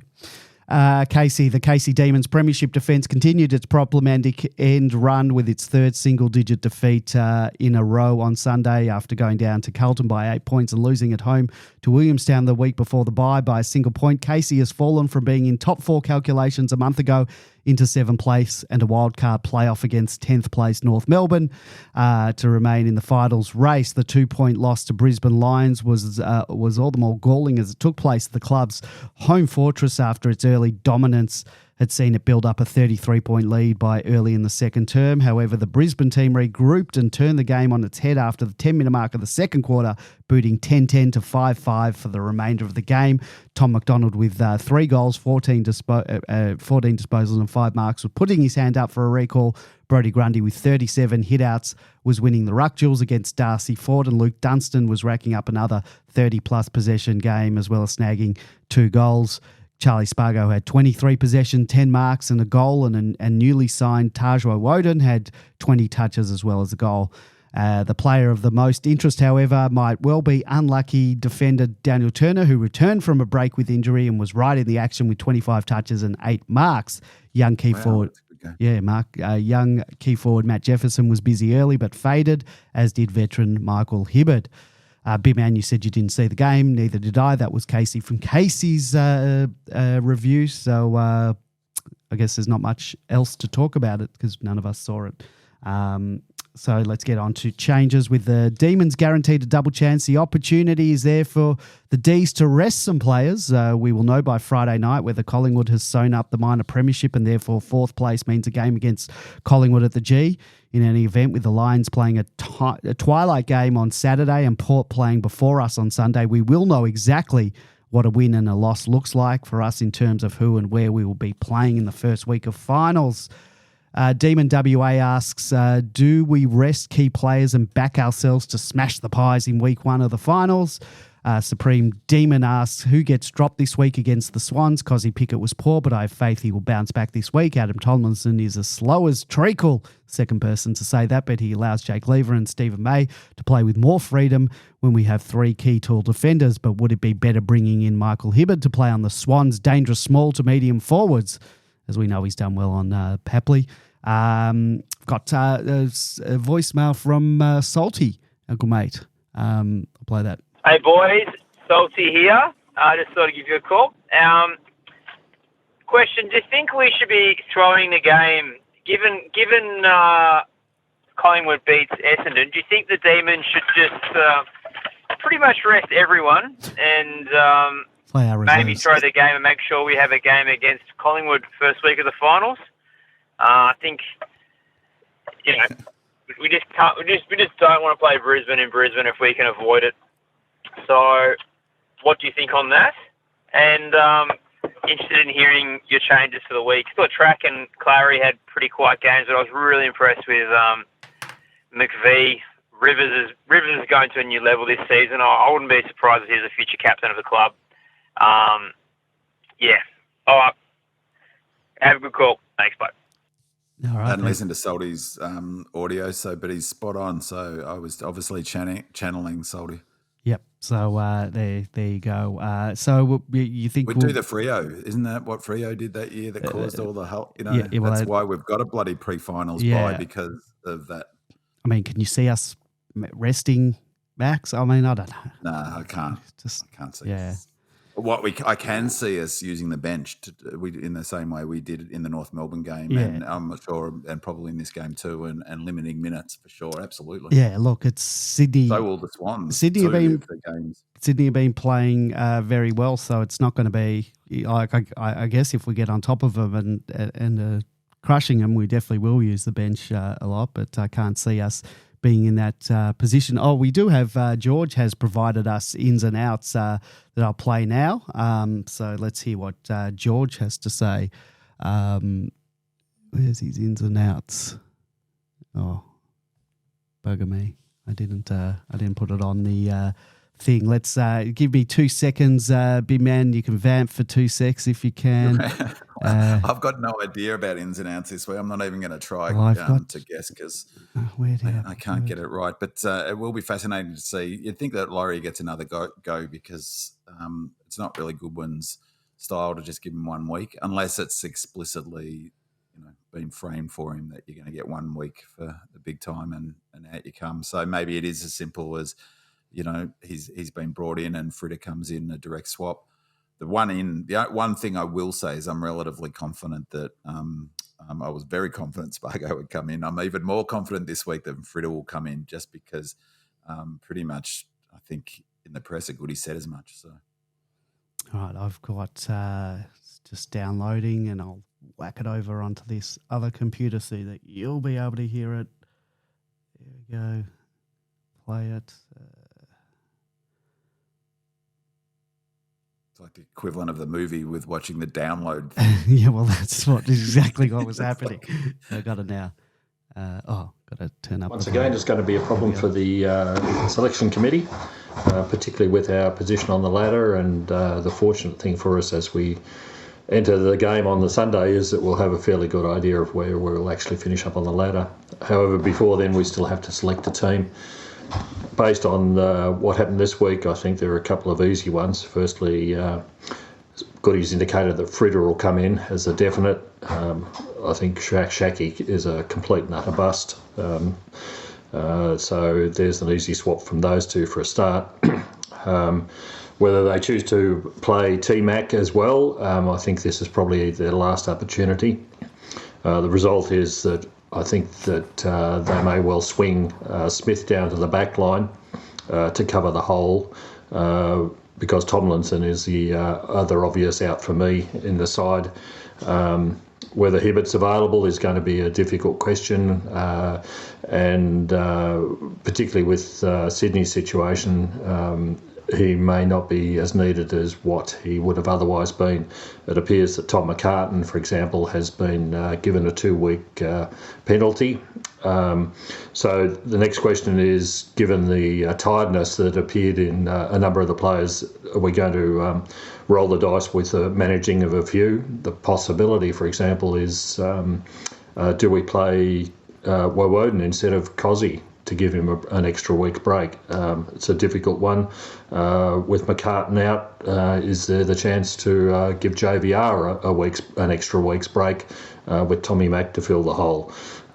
Difficult questions for them this week, but we're in the position that Geelong perhaps found themselves in last year, that you can afford to do these sort of things at this time of year once you've got all the money in the bank with the wins that we need. I doubt very much that we'll have the opportunity to get to either a second position on the ladder.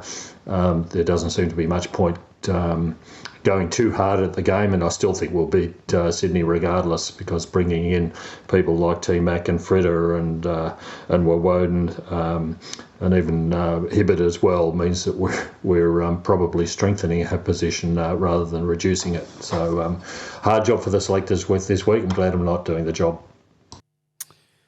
Don't know where George was doing his audio from. Sounded like he was on the factory floor somewhere. I did I cleaned up all the other audio that he sent through, so you might not have heard that. But that one was fresh off Dropbox. So well, he made a lot of sense, I have to say, and that's. I hadn't really considered that. I mean, Goody has said that he is open to managing players, and he has a little bit this season with Hibbo, and there's been some other examples bringing Wowie in.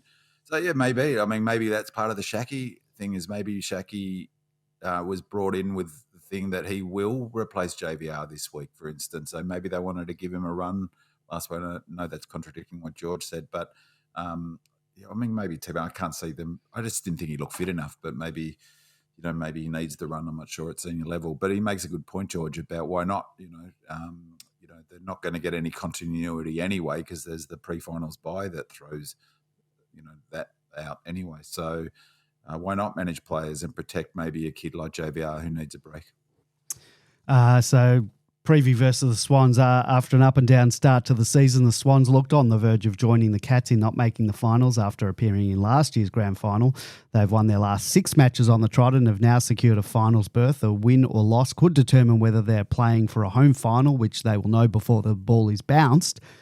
Big man, anything you want to give us a rundown on the Swans in terms of what you've noticed from them this season or the past 6 really. weeks? I mean, definitely enough. It's probably the team I've watched least this season. I think Goulden's obviously a key player for them. Carton is a huge out, as George was suggesting. That's massive. He is that intercepting player, which might free up a Melksham to be a bit more attacking. I mean, they'll still play someone to play that role, but there's no one that comes to mind that can do it to the level he can. So maybe that might free Melksham up to be a bit more offensive, not having to mind a player.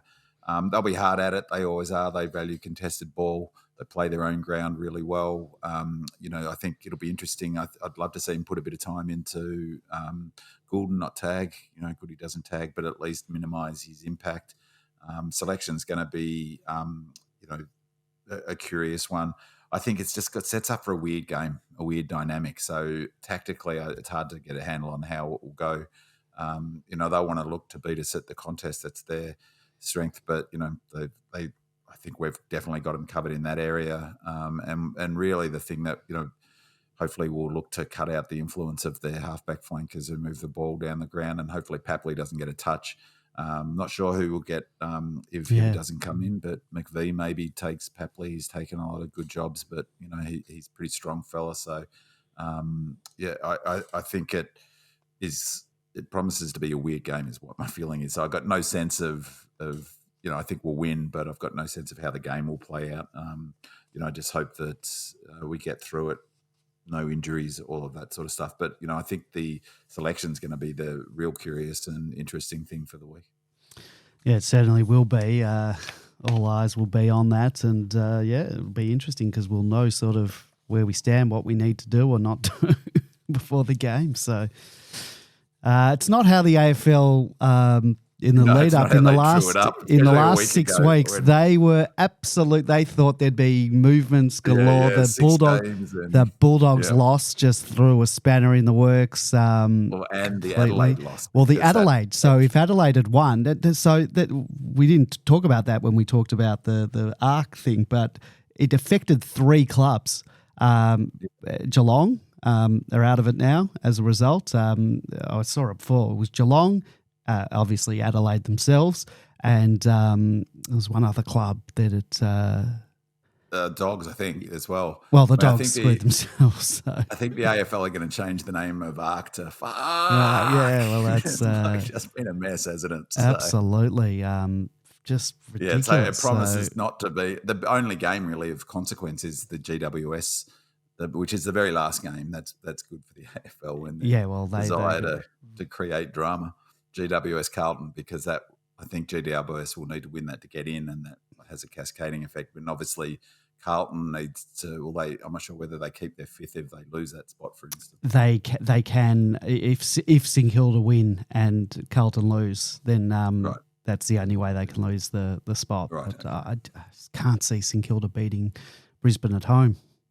And I mean, I can't remember a game off the top of my head, but that feeling of a game where it's dead rubber is it's the worst game in footy, isn't it? Because it's like finals when you just don't want an injury, and that's when everyone gets a bit nervous. And so you're probably right. Just pick a team, even if it's do rest some players and go out hardcore to win.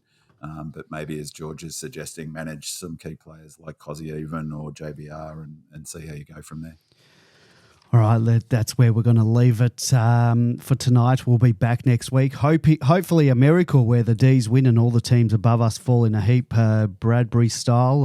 If you want to listen to the show live next week, and please head over to demonland.com on Monday night at 8:30 p.m. Thank you to our 5-star reviewers on Apple Podcasts. Thank you to Demons Barnacle, Jack, Spargonicus, and Jumping Jack Clement.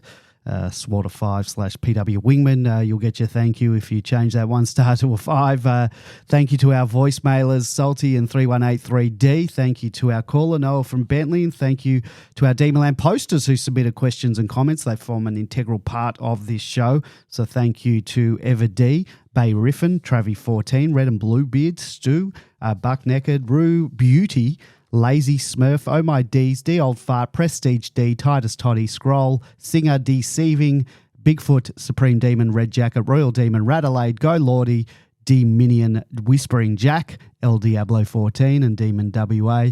Thank you to my co-host, B-Man, and thank you very much to George for providing those clips that we played throughout the night. It felt like you were here the whole time. And thank you to you, our loyal listeners. Don't forget to leave us that 5-star review and a comment on Apple Podcasts or wherever you get your podcast from, and we'll read it out on the next show. And don't forget, check out our YouTube channel to watch the show. Just search Demonland Podcast, and please like and subscribe. See you next week. Go Demons.